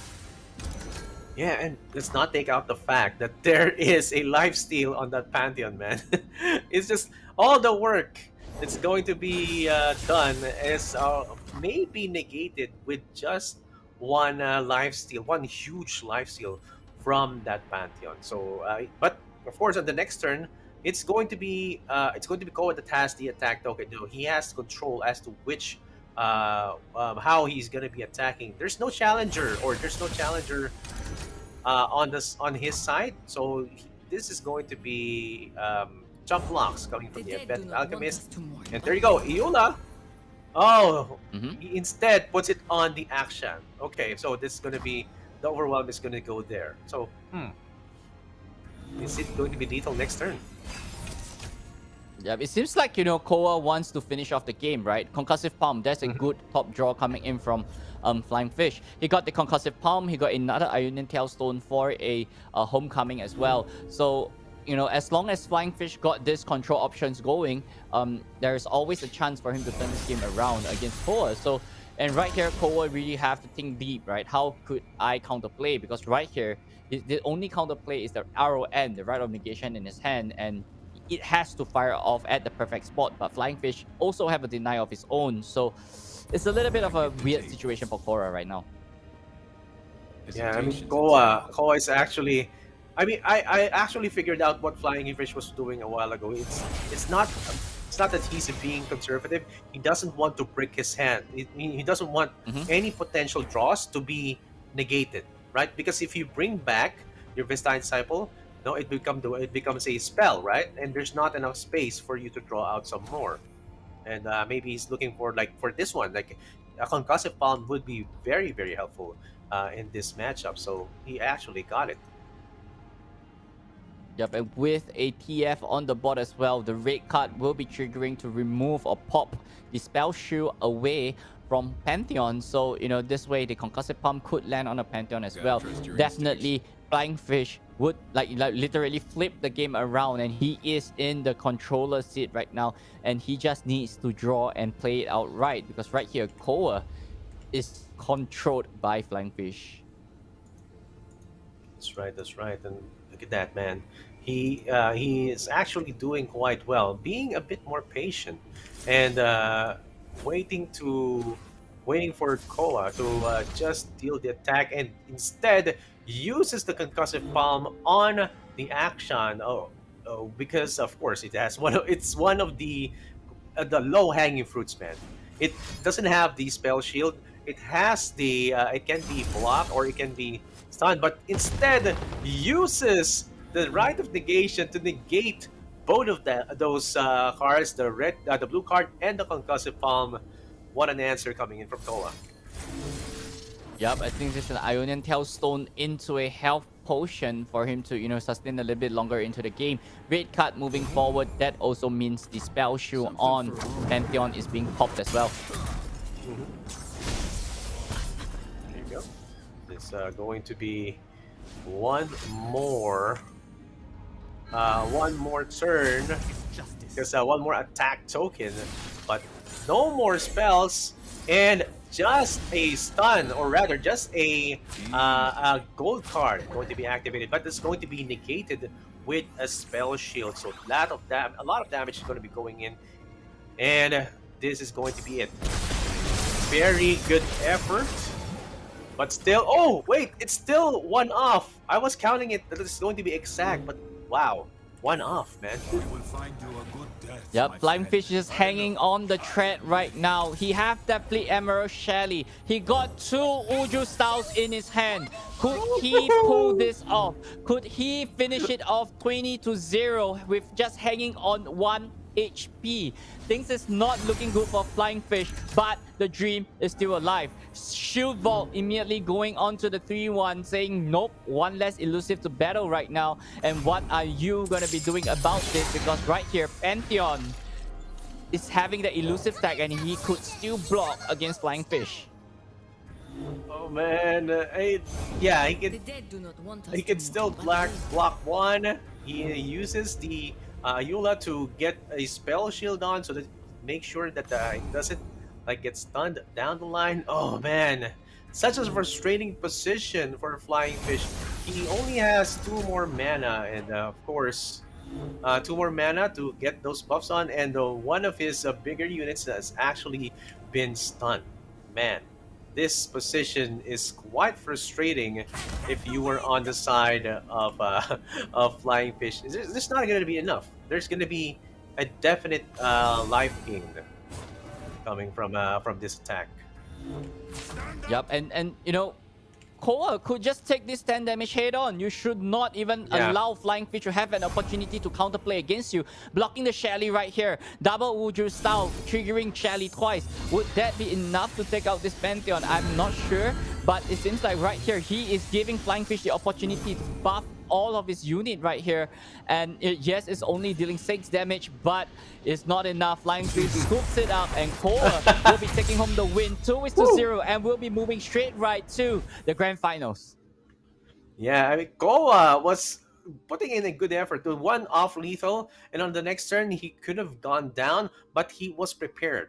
He used the stun right there where it counted, and of course, good on the Pantheon on having elusive and lifesteal. That's just another layer of protection, and even using an Ayula just to get a spell shield on that Pantheon as well, because that way it wouldn't get stopped, right? So that's amazing play for Koa. 2-1 against a champion. You beat a previous seasonal champion, Flying Fish. Yes, ladies and gentlemen, with Flying Fish being fallen, right, fell down on top 4, and we are going to be crowning a new champion this season for the APAC region. So do not go anywhere, ladies and gentlemen, as we will be back later on with the most exciting match of the night. Is going to be the grand finals later on. So do not go anywhere as we'll go for a short break, as we'll be giving you the action live from APAC later on. So my name is Moonboy. I'm joined by Excelsior, as we'll see you guys later on. I seem to have misplaced my, self.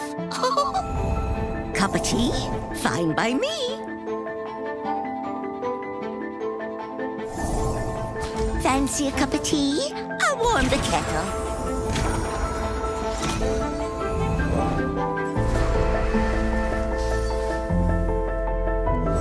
Hello, Yumi. I'm ignoring you so you know I'm mad you left. Bless my socks. Aren't you just a sight?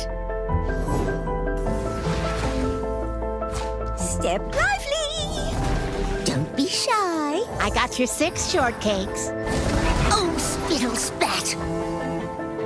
I'll just keep the water boiling then.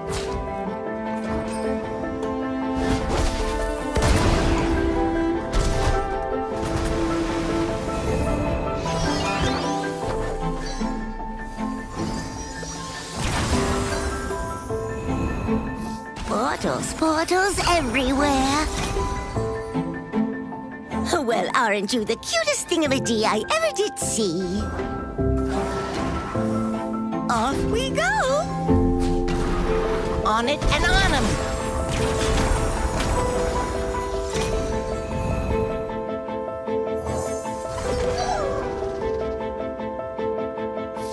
Oh, the suspense is terrible. I hope it lasts. Portals, up and down and all around. I think I'm quite ready for a new adventure. Dearie me.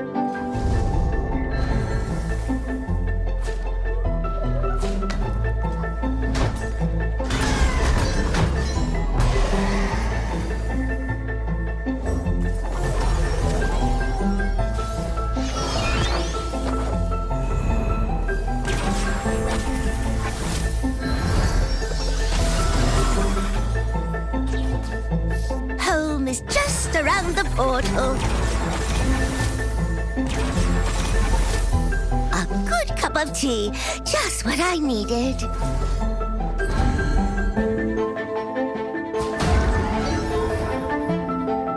A journey's end is just another's beginning.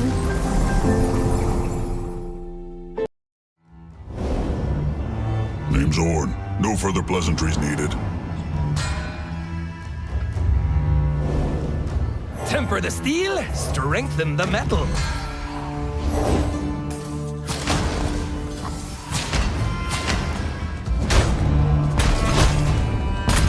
Somebody hold my beer. You're welcome. This will make it sturdy. Right, to work.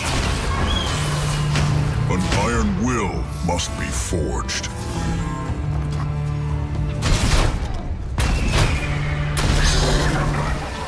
Hold while I smith.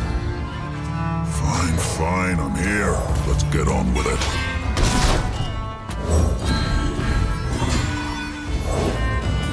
Stand on your own 2 feet, and nothing shall move you. Hammer never fails. Now this is what good looks like. You wanted the god of the forge, you got him.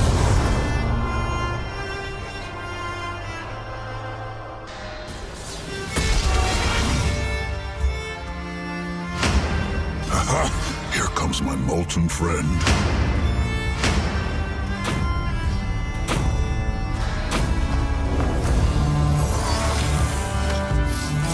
I made this hammer. It was so good I named it Hammer. In your name, I have rekindled the hearth blood. Let the name die, boy. It means nothing anymore. Rum is on the job. Secrets hidden by frost. If only your followers knew the truth, Ice Witch.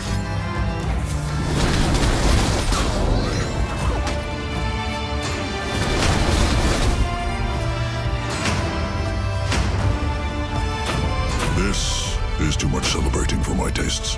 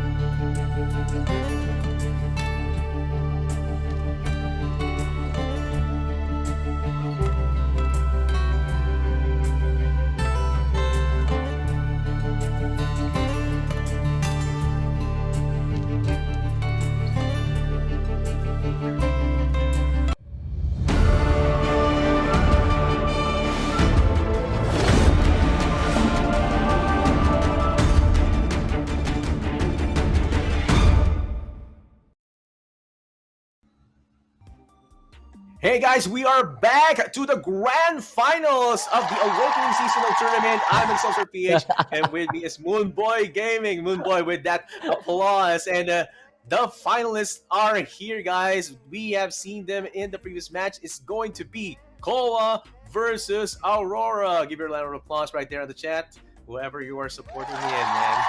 Yes. So yes, guys, we are down to our final 2 players. A gruesome 9-round pool stages yesterday into a top 32 today, and we are playing it off all the way to our final 2 players. What else is there to expect, right? It's gonna be Koa going against ABG Aurora. We have yet to see an ABG player in the top 4 yet, but instead we get him in a grand finals right here in this seasonal. So it's gonna be close. We are really one step closer to the world stage as well. Both players right now fighting for a 10,000 grand prize between them. Yes, and of course, we saw a while ago Koa defeating Flying Fish, and that's actually 2-1 right there. But of course, on the other side of the board that we were not spectating, that's going to be Aurora versus Sora Haru, wherein Aurora beat Sora Haru with a 2-1, and we are now looking at the finalists right now, and they're going to be, again, as Moonboy said, fighting for a block of the prize. 10,000 is going to be our grand prize, guys, or rather, part of the pool as well. So again, I'm not sure how many points these guys have gotten in to their world's entry, but yeah, I mean they are in a good spot as well. But looking at here, we have yet to see the Katarina being played, man. I want to see it be played. Please don't ban it, please, yet. Just yet. We want to see it get played.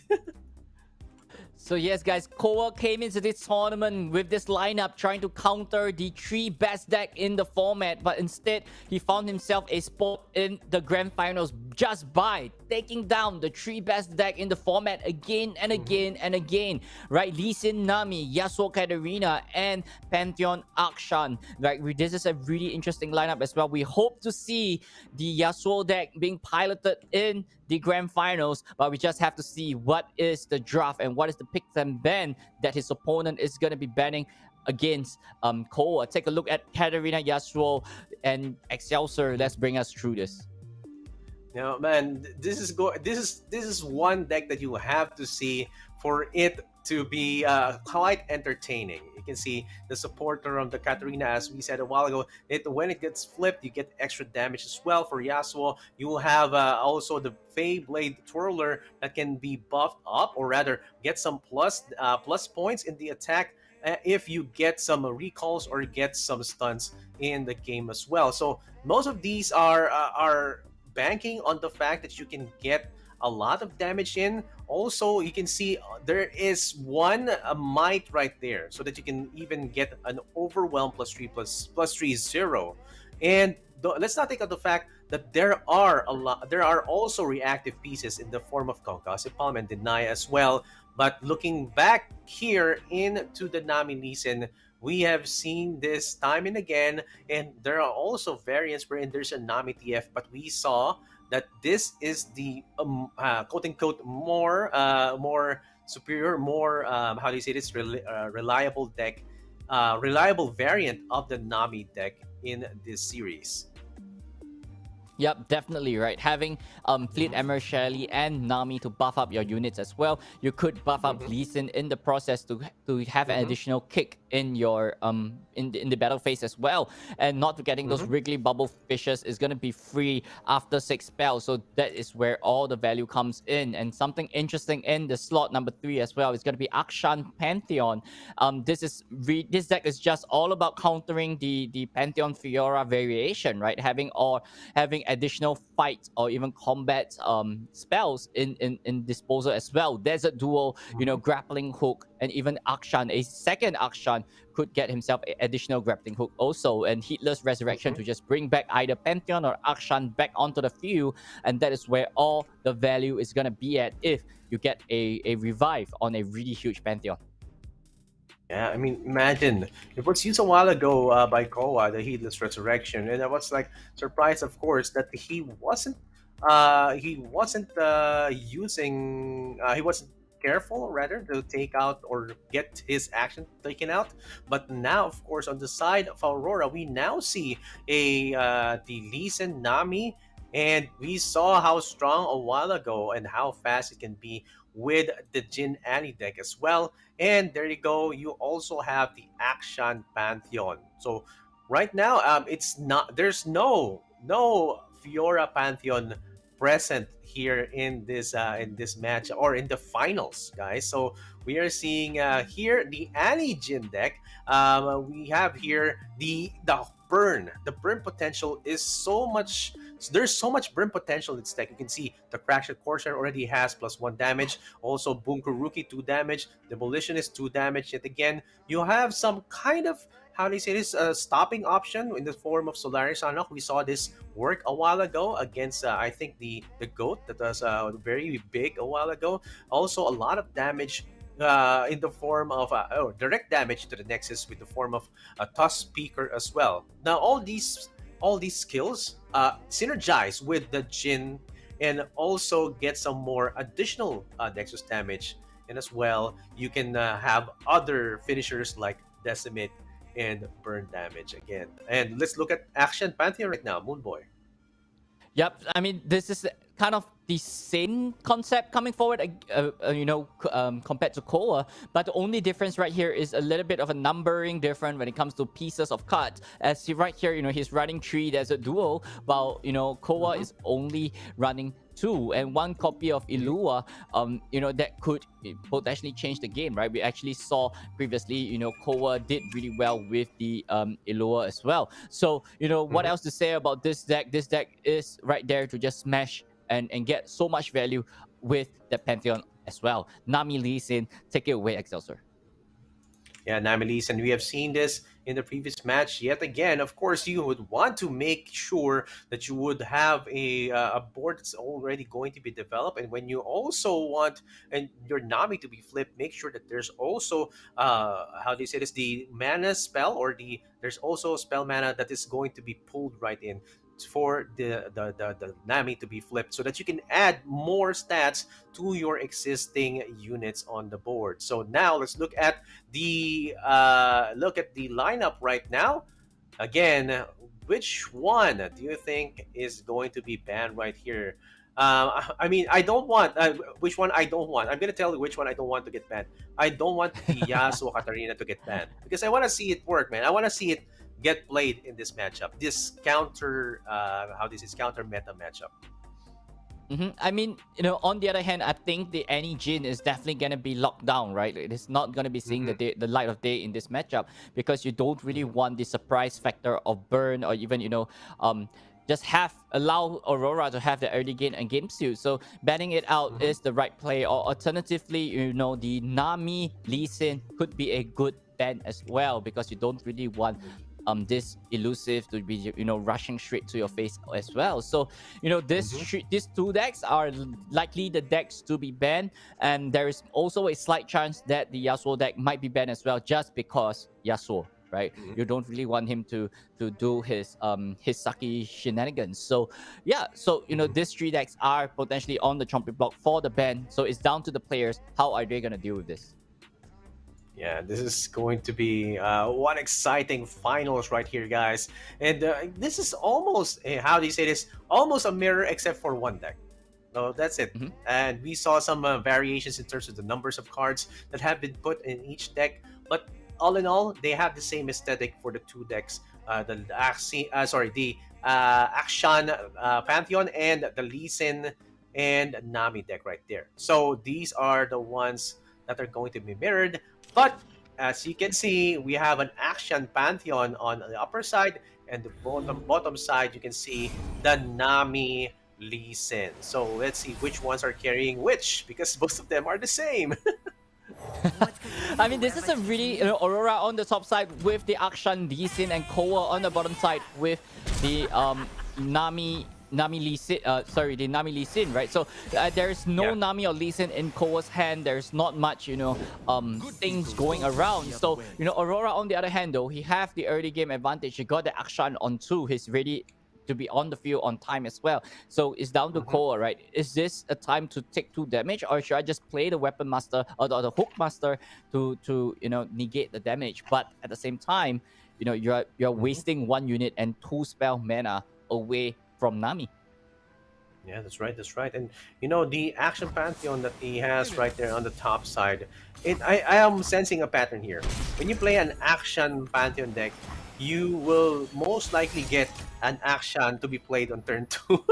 It's like these decks don't miss. They don't miss their turn 2 actions, and that's what's happening right now. And the disciple is going to be put down. It's going to be brought back, and of course converted into a spell and draw more. And it's going to be kind of open if he doesn't summon another Vestian Disciple from that spell.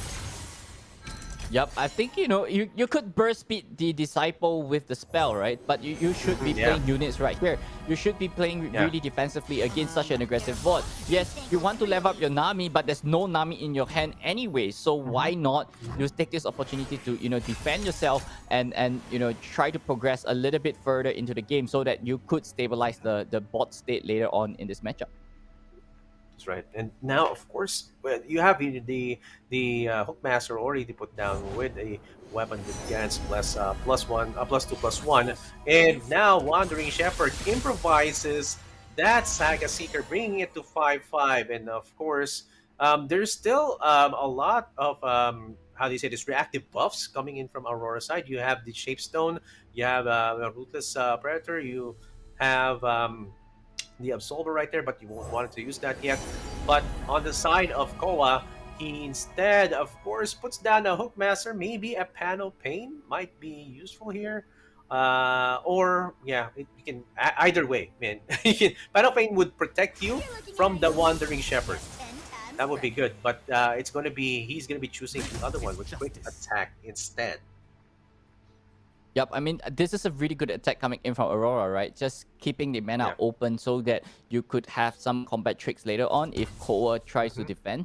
But I think he could afford to put the weapon onto Akshan, trigger the Warlord's Horde by 1, right? Like with this weapon stuff going on, it's gonna be leveling up Akshan so much faster. So why not take the opportunity to go for the push? If a Uju style or a meditation, coming up to defend against the Akshan, you got the Shapestone later on to carry on as well. So at this point in time, Aurora is a win-win situation for him to go for this move and go for the swing. Yeah, that swing is a big swing with a 1, 2, 3, 4, 10 damage going in. And now the 3 damage from the Wandering Shepherd is going to be the answer. Now, of course, Shapestone is going to give the value here and the value trade as well. Wow, this is going to be an answer for Aurora. Now, of course, on the other side of the board, on the receiving end, Koa will have to take the damage, free damage from the Wandering Shepherd, bringing him down to 15. Uju style, we're going to be removing that Saga Seeker. Aurora is fine, right? Aurora is totally fine with this, the Saga Seeker going down because the damage has been done. Akshan levels up. That is exactly what he wants to go for. So that, he's really low on hand signs, he's running a little bit low on gas. So why not take this opportunity to level up Akshan and predict a cut to hopefully get into the Pantheon? And this way you could potentially push a little bit more further later on into the matchup. So, let's just take a look at this and see what Aurora could potentially draw of this predict. Okay, let's see if he does draw. Then you go. That's it. That Pantheon right on the money, Moonboy. You get a Pantheon from that predict, and that's well, it's predicception, man. You see, Moonboy predicted a Pantheon, and the predict actually just went with the Pantheon. It's predicception. So now with the Vestian Disciple, if the attack goes in, of course, it will be converted into the spell yet again. And I mean, this is how you do it. Like, if you are not getting your your cards right now, you can just keep on bringing back the Vestian Disciple and using the Shimon Wind to just draw out. That's it. They just keep on cycling it out. That's how strong this deck is. It's a bit consistent because you have that kind of resource to keep on cycling out your deck. while discounting the purple fish, adding adding spells, or rather adding winning conditions or flip conditions for your Lee Sin as well. So that's going to be useful down the line. Yeah, but at this point in time, it seems like Koa's hand is not exactly really happening, right? There's no champions Mm-hmm. in hand.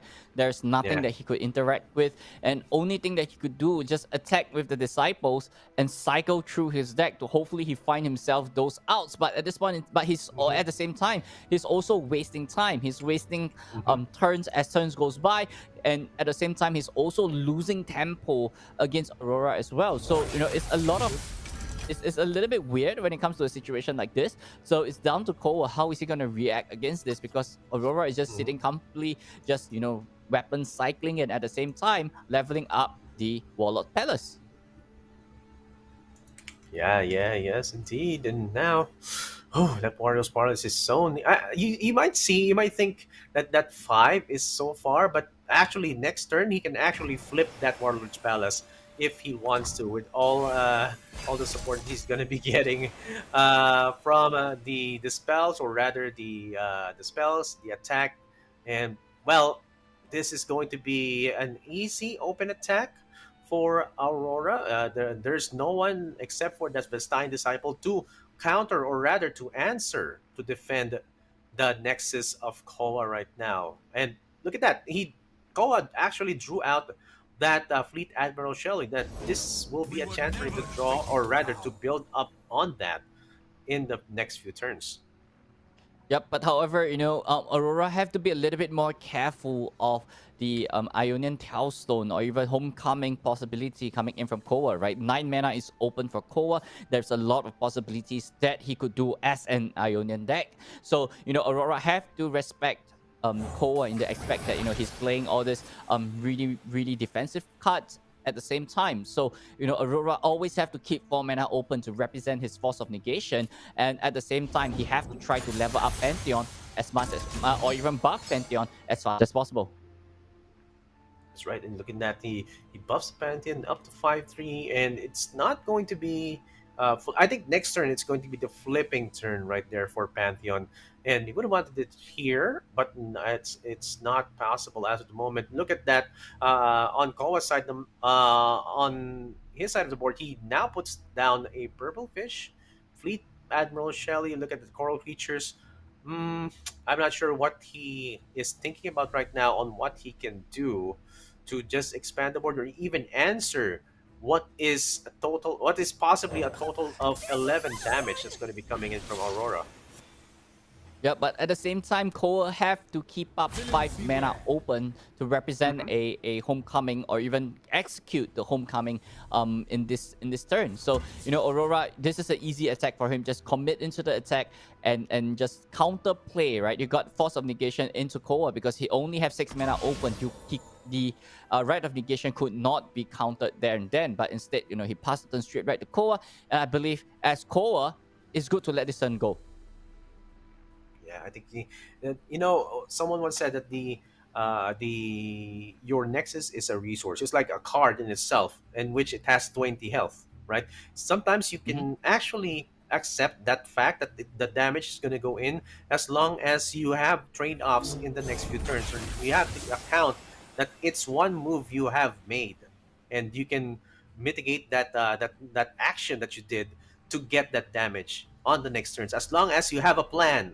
As long as you have a plan to destroy your opponent down the line with a burst, if that happens. So he just built up that purple fish up to 4/2, but again, still looking a bit bleak in terms of how much damage he's going to be receiving on his Nexus. Yeah, but Koa literally just tapped out of 5, right? That means no homecoming is definitely coming true. And Aurora, I believe Aurora could see this happening, and he's just gonna be going in for the offense and try to deal as much damage and just remove as much unit away from Koa's bot as possible. But I think he's just keeping it chill. He's not going in for the attack or going for any trades, and just play a little bit more proactive, or even reactively. That's right. That up to 6/4 right now, and wow, they're taking their time again, guys, because this is a big prize that they're going to be receiving. They're already in the finals, guys. If you are just tuning in, we are already on the finals, and these guys, as you said, Moonboy APG is now right here at the grand finals. This is going to be the first that we'll be witnessing from our end, and it's already here on the Awakening Seasons, and I think this is going to be their awakening as well. Now that's going to be a pass. No attack is going to be concluding on that attack token for Aurora. So, wow, okay. I'm very curious, man. I mean, I'm dumbfounded. Why not attack on that turn? Maybe What do you he's think, man? waiting for a Nami, right? Hopefully he could Ruthless Predator Nami, and he might be baiting that Koa to drop a Nami so that he could Ruthless Predator it. But there's no Nami in Koa's hand, so he's totally cool to let that go, right? So Aurora was being a little bit too afraid right there, but that kind of put him back a little bit more. And with this Lee Sin coming on board, it's not good news for Aurora. A man against all gods. You can see that Pantheon already flipping. Let's look at the keywords. Oh, you have Overwhelm, you have Fearsome, oh, Lifesteal yet again, and Regeneration, Fury. Okay, all the good stuff. All the good stuff right here. I'm thinking, what's missing? Elusive's missing. Yeah, Elusive's missing, and maybe Scout. But yeah, this is gonna be good. Impact. So yeah, Impact is not here. Yeah, Spell Shield, Barrier. But yeah, would want to have Elusive as they did a while ago, like Koa did a while ago. Like there was an Elusive on his own Pantheon, just thereby getting enough defense on his side of the board, and also lifesteal. It's good. He's not in some form of danger right now.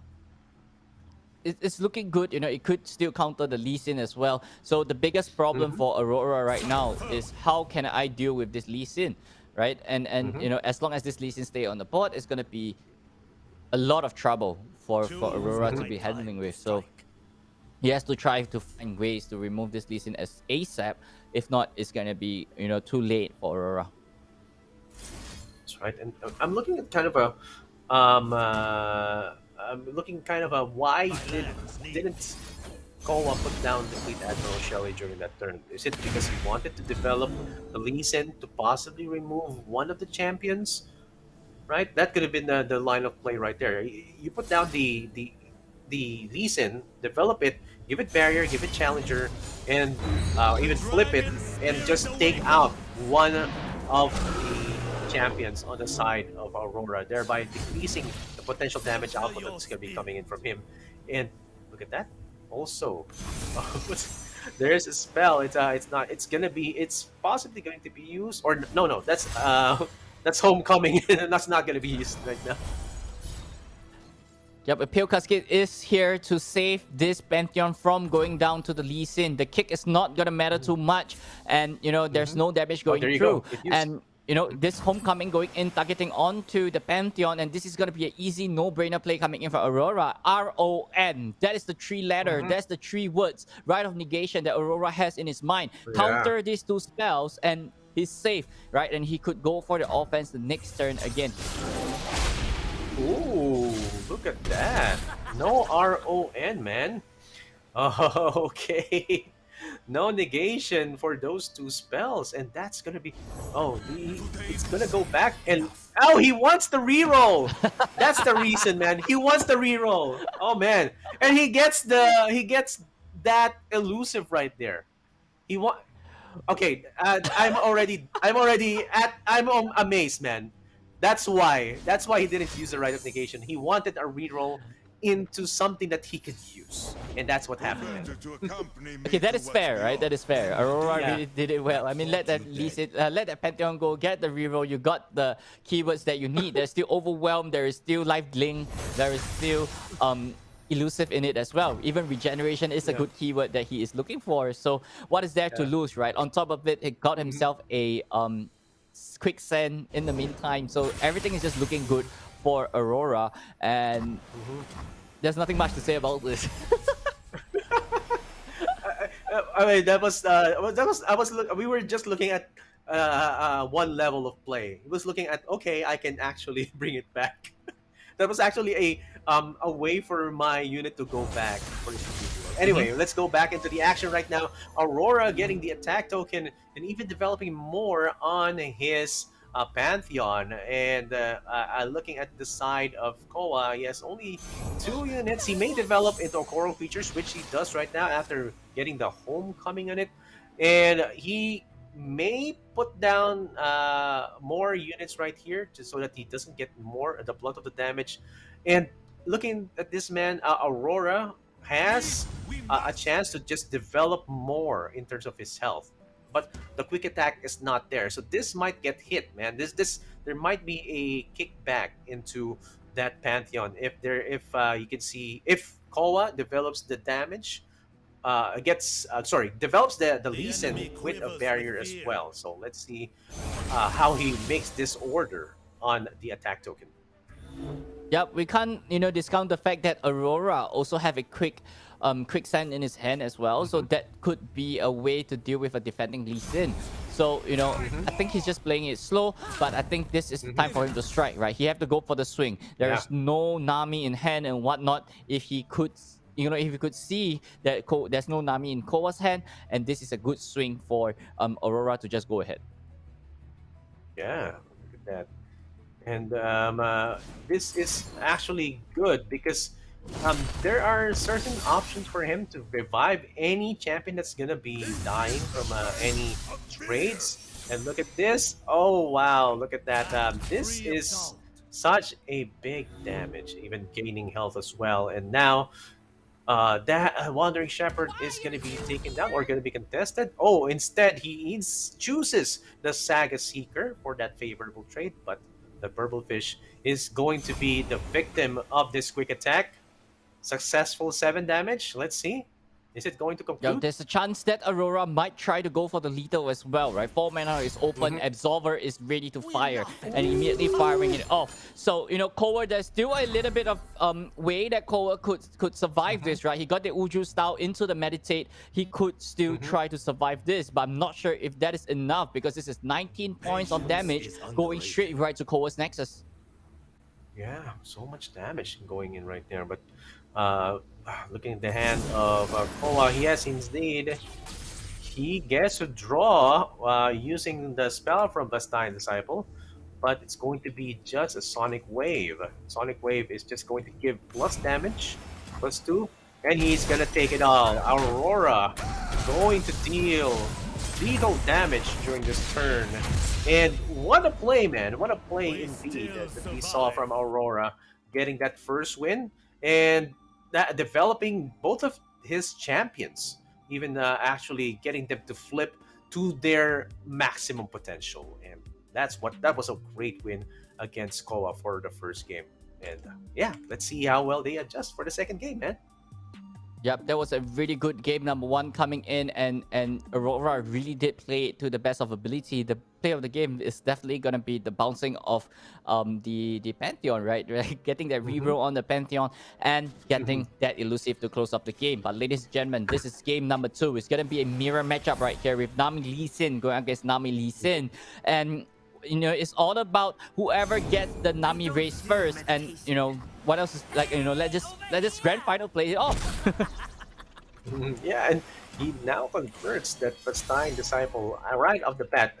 This is looking like there's possibly going to be a Bastine Disciple nerf down the line. I don't know. It just keeps on coming back to become a Shimon win, and then it summons the Bastine Disciple again, getting some draws. So that cycle it's too consistent for me. I mean, it's although it's just 1-1 and it keeps on coming back, it just gets the better of the deck. It just makes it super consistent, and you can see it right here. It's the only one working throughout every turn. Yep, it's gonna be do its thing, right? Just bouncing back, drawing yourself a next card upon summon as well, and at the same time, just spending spell mana to level up Nami even faster, and we're gonna be seeing the same cycle going in for the first 2 turns. And right here, Aurora have the Lee Sin in his hand as well, so that might give him an additional edge. But Koa though, immediately went for his disciple to block Aurora's disciple as well. So I think this is gonna be a disciple face off, and you know, whoever have that surviving disciple is gonna be having the additional advantage against your opponent. Yeah. Yeah, it's a disciple versus disciple matchup right there. And I'm looking at the Mustang disciple right here, and I'm trying to see which one he's fighting right there.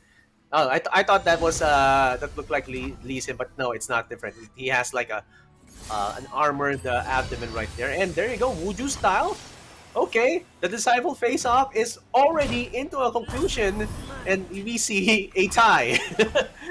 There's no disciple surviving this turn.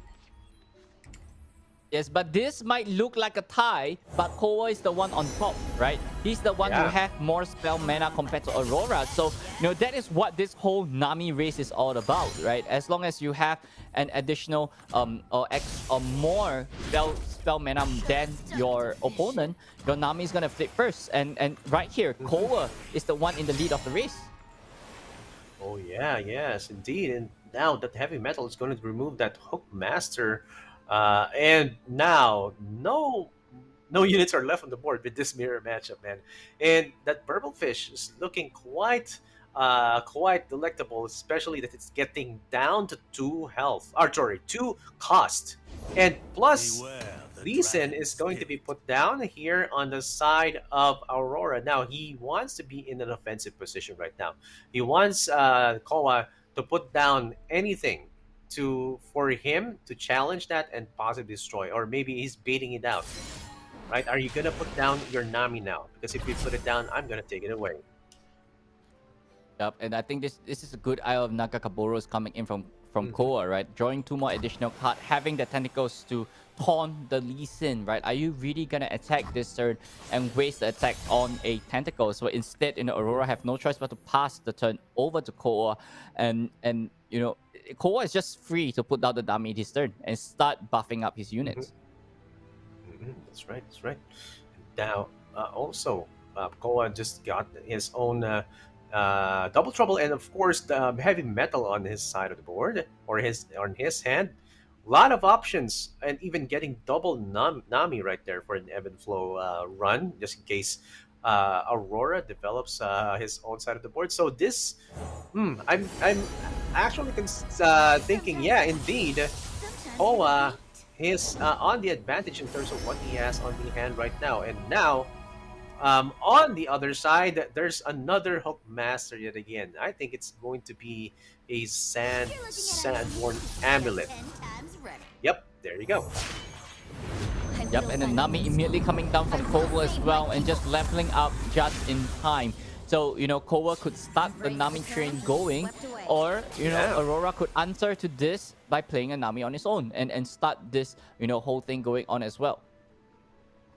Yes, let's see if there's going to be the Yummy Nami buffs. So this is going to be +2/+1 as well. And this actually already on the side of Koa. He is already pumping up the acceleration. He is putting up the threat of getting a huge board right now. And heavy metal is going to be used on the purple fish. That's going to be one of the very good decisions with heavy metal, removing that elusive purple fish. And again, when you play a spell with that Nami, you get to buff up your weakest ally. And well, this is going to be protected by Aurora. Wow, he knows the value of purple fish, Moon Boy. Yeah, definitely, right? This Bubblefish is the only elusive unit that Aurora have. And Koa, on the other hand, the only elusive that he have is Shelly, right? If this Bubblefish actually goes out of hand, it could potentially do a lot of problem to Koa. Yeah, yes, indeed. And now, if Aurora does do the shenanigans to now just get the Nami, or just challenge Nami and possibly remove it, there are still options for Koa to use or to protect that Nami. Maybe even using spell stones to bring it back. Get some options right there, and even barrier. as we have seen a while ago. So there's still option for him to protect that Nami. Yep, Koa immediately goes, plays down the Shelly out there as well. 5 mana is still open. Homecoming is still a possible play, as what Excelsior said previously. So, right here, Aurora could not exactly tap out of 4 or 5 mana, right? Because he have to Yeah. represent a homecoming of his own as well. So I like this attack going straight for the Shelly, because Shelly has potentially more value compared to the Nami, and it's all down to Koa, right? How is he going to react to this particular attack coming in from Aurora? Yeah, and Aurora is just thinking, should I commit to this and try to destroy that Fleet Admiral Shelley? Will he have the answers to protect or to try and recall one of my units right here? And looking at that, he's going to be going in with the Burblefish that was just protected during the previous round, and it's going to deal 2 damage uncontested. He goes with the Voodoo style. Get that in. And he's going to be bumping up that Fleet Admiral Shelley. Now, he wanted to get the value from the buff that came out from that Nami as well. So he wanted to divide it amongst 2 other units. But oh, look at that Lee Sin already flipped with the momentous choice. Nice. Yep, and Aurora actually have exact 6 damage to remove the Shelly to get it out of play as well, because right here Aurora is the one who earned, right? He's the one who gained a lot of advantage against Koa, and this is free Nami, right? This is easy Nami for Aurora to drop this turn. It's a free Nami indeed. Now, that Nami on the side of Aurora, not yet flipped. Yeah, he was actually using all of the spell mana right before, and only needed 1 more to flip this Nami, and yeah, that's it. It's now on the side of Call right now, and now he gets a coral creatures. May have double trouble to buff up that 5/3, or yeah, he's putting that buff to the 1/3 coral creatures.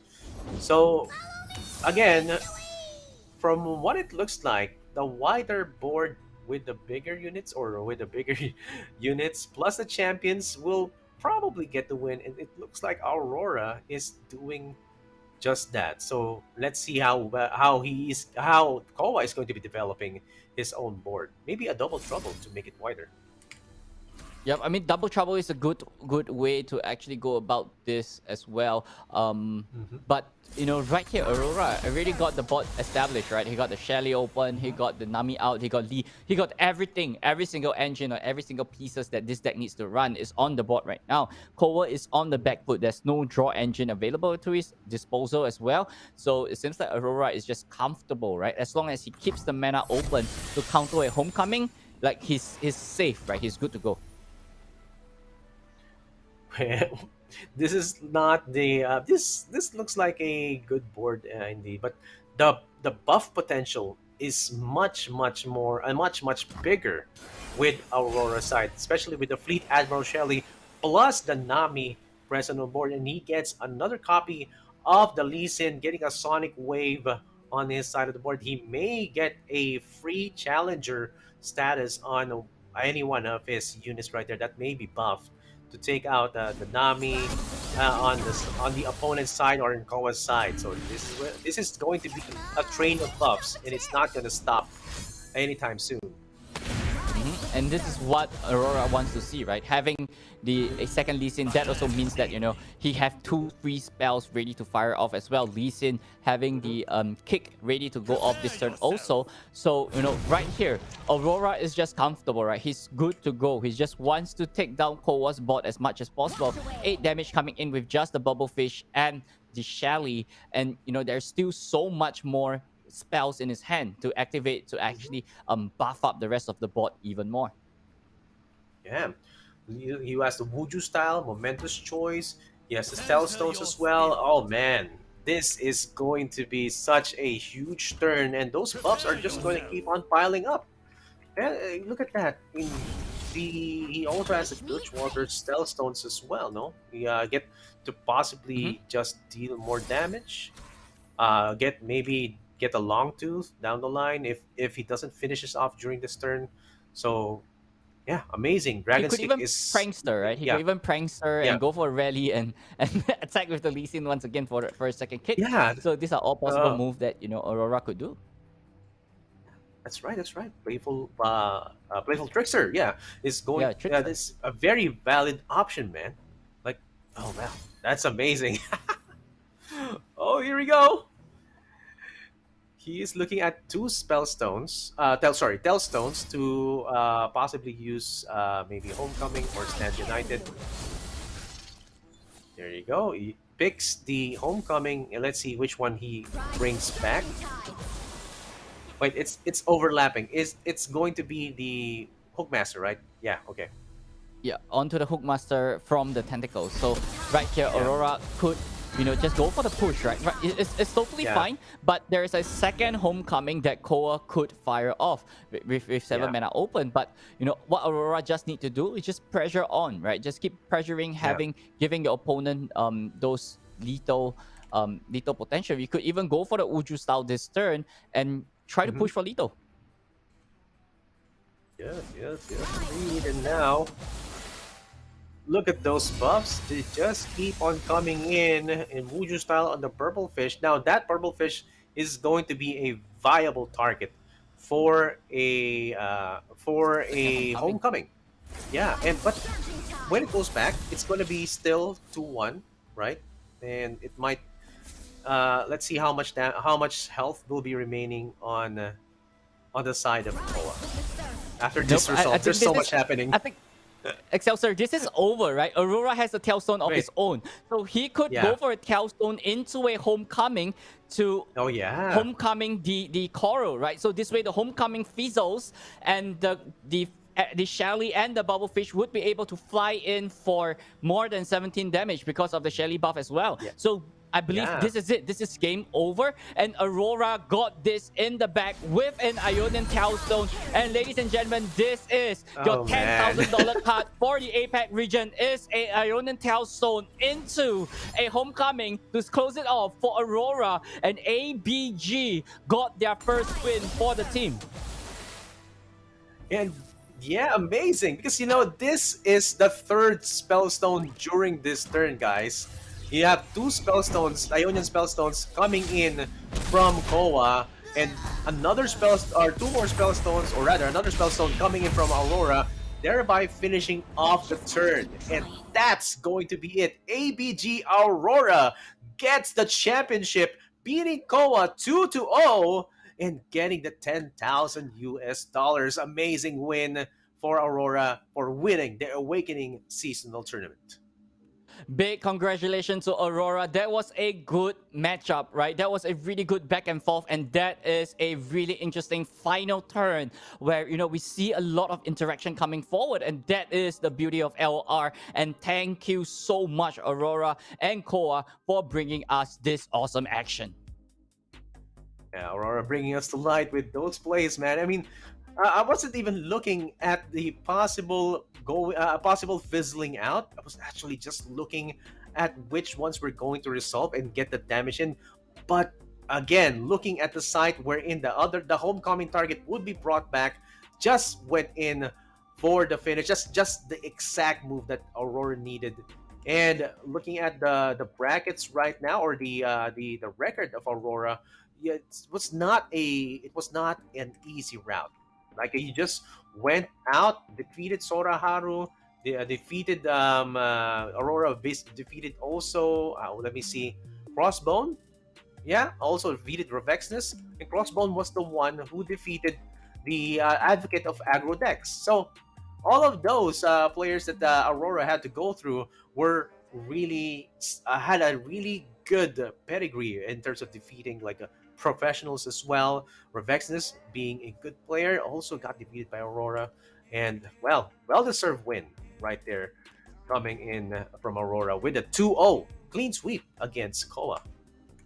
Yep, so ladies and gentlemen, this is our final brackets for our top 32. And we already crowned our champion for the Apex region, ABG Aurora. Right, I've seen on Twitter a few weeks ago, Ruben Zhu asked ABG, when is ABG gonna win their first championship? And there we have, ladies and gentlemen, ABG Aurora taking home 2-0 against Koa right here in the grand finals. And he will be walking home with a lion's share of $10,000 in his pocket and naming himself the champion for the Awakening seasonal tournament.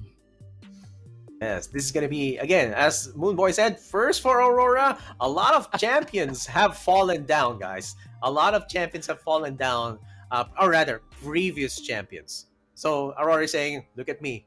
I'm the champion, right? That's it.